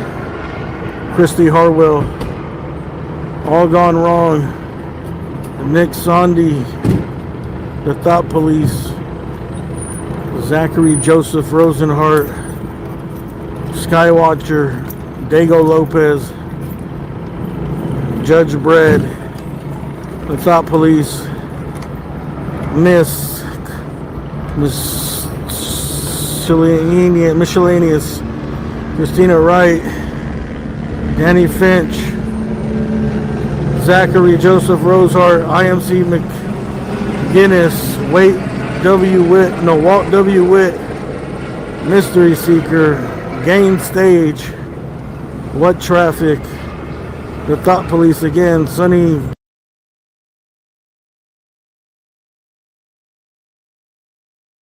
To answer your last question, I don't have stats as I'm sitting here or stats in front of me right now, but that's something we'll tabulate as the night and morning goes on.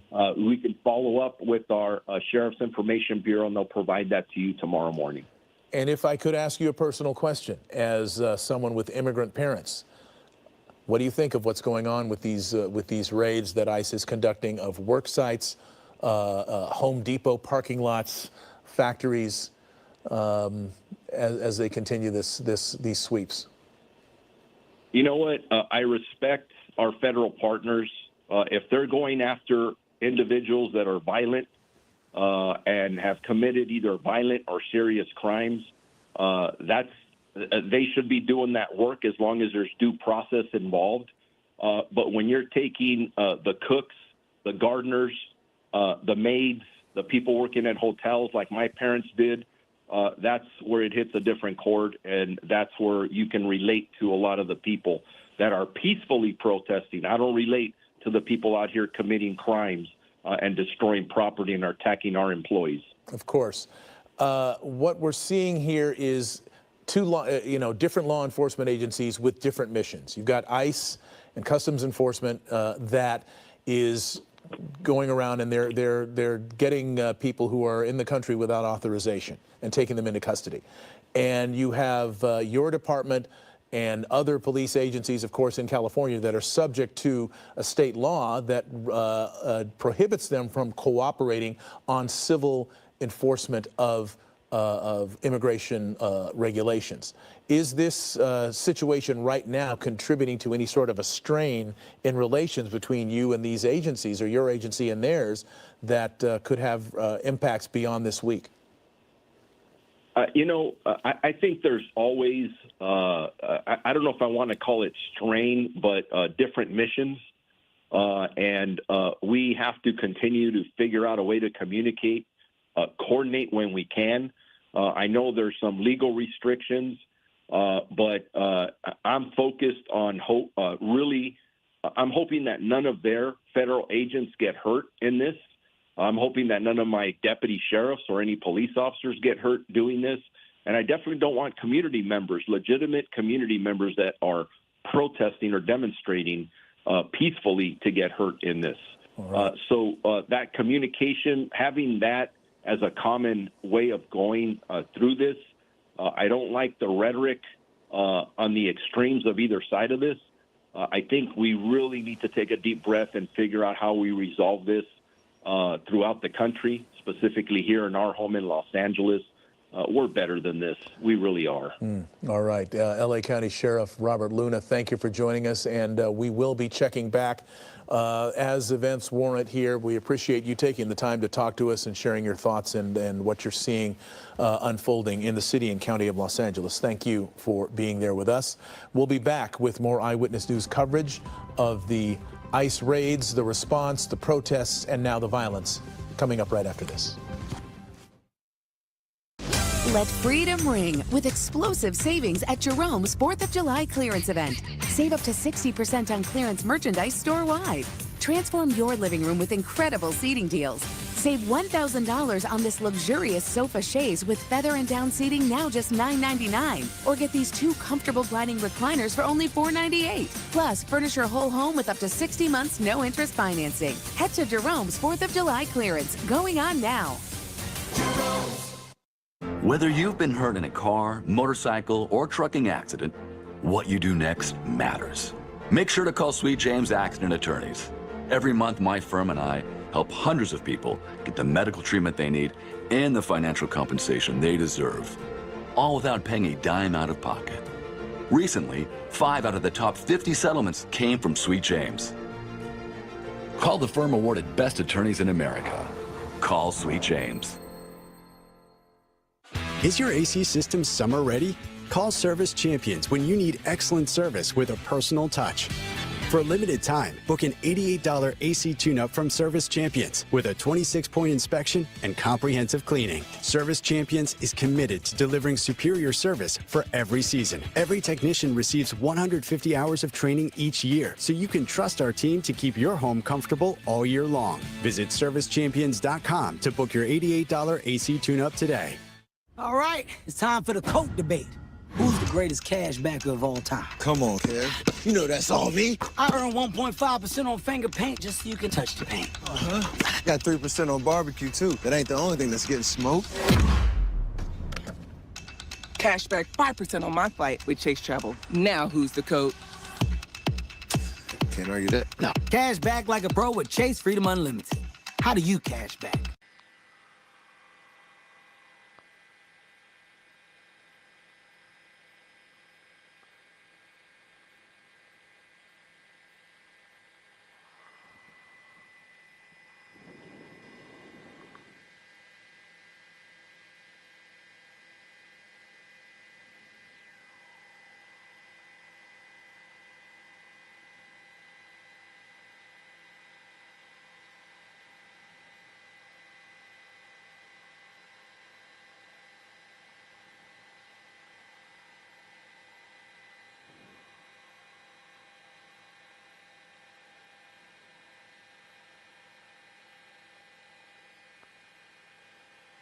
Oh, really?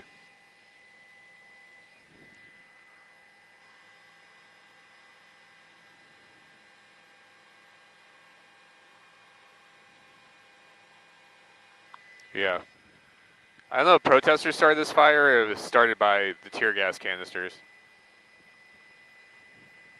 Yep.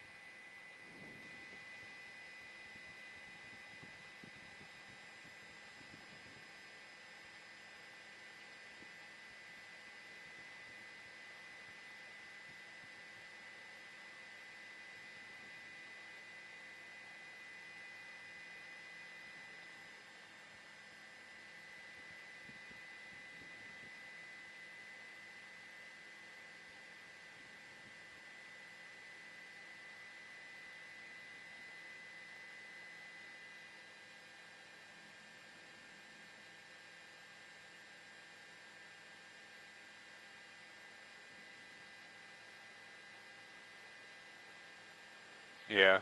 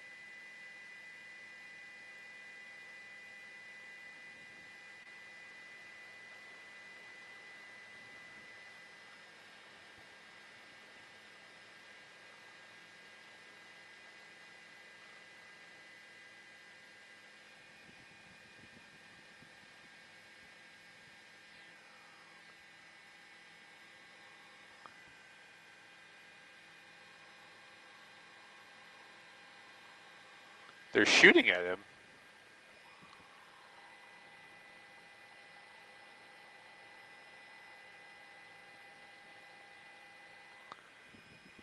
Tear gas, flashbangs, flashbangs.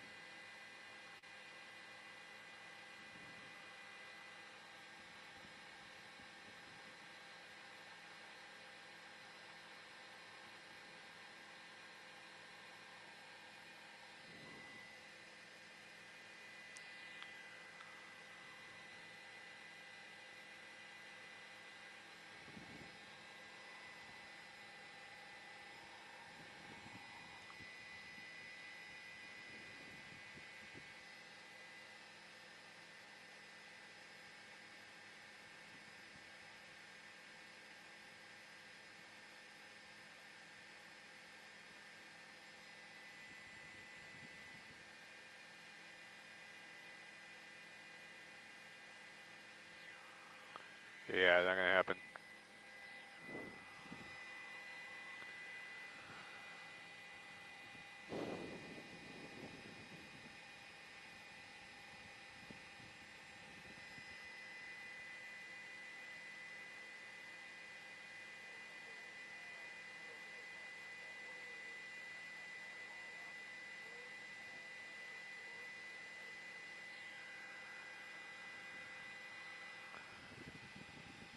Oh man, I forget. It's like a block north of Spring Street, probably like north of that Chevron station, and it's Chinatown.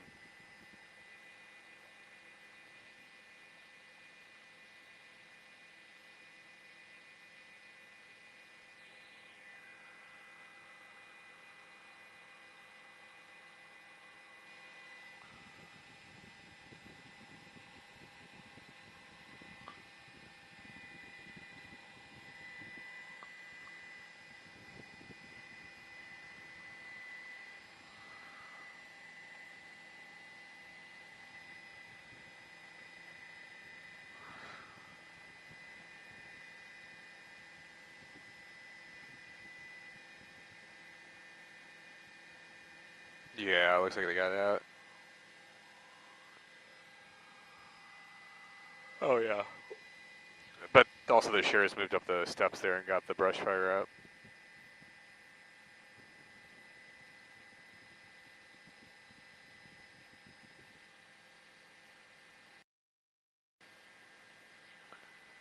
Oh, maybe not.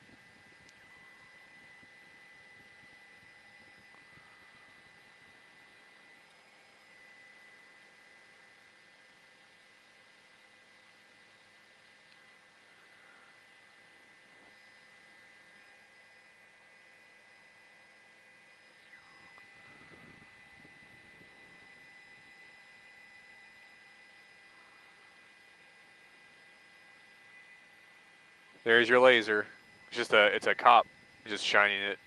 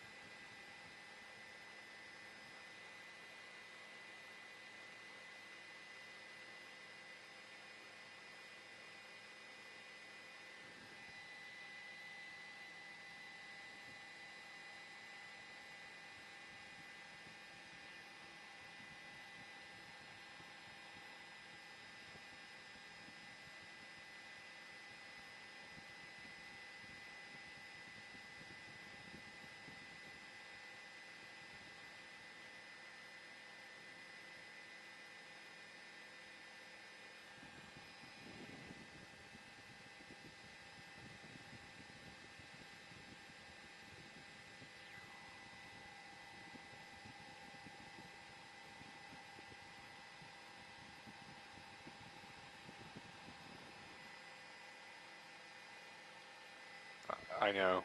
I know. Yeah, I honestly think that was started by one of their flashbangs. Yeah.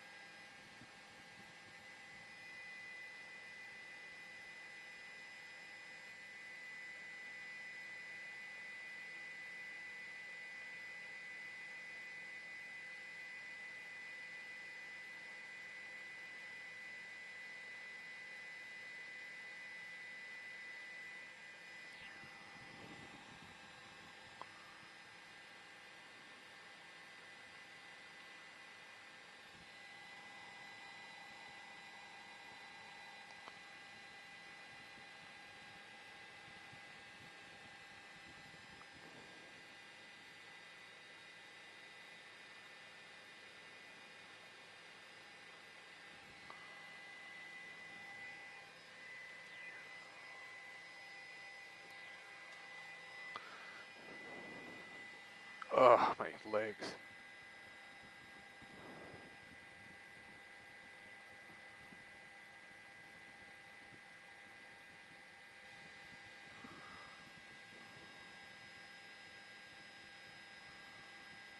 There it goes.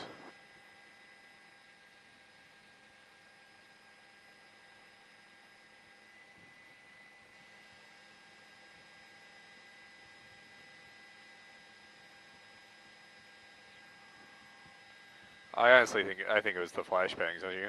And then they shot more flashbangs.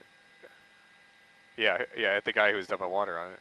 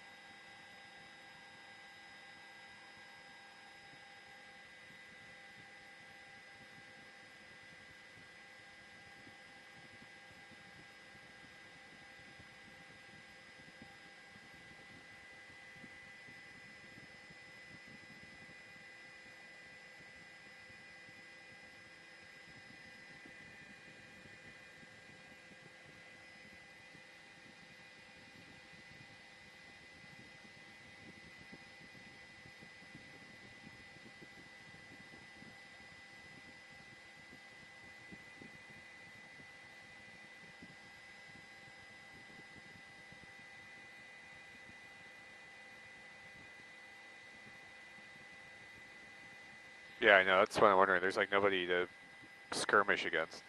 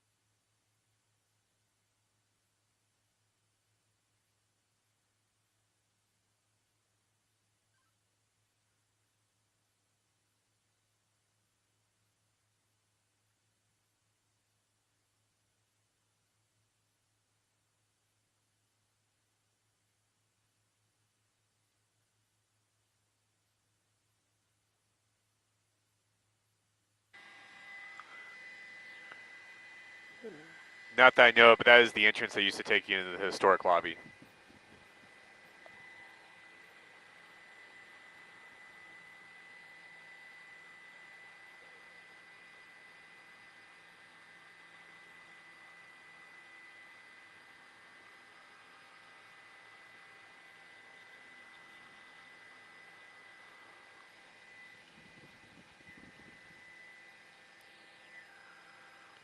No, there's like a little, foyer before you get to the door, so I doubt they broke in.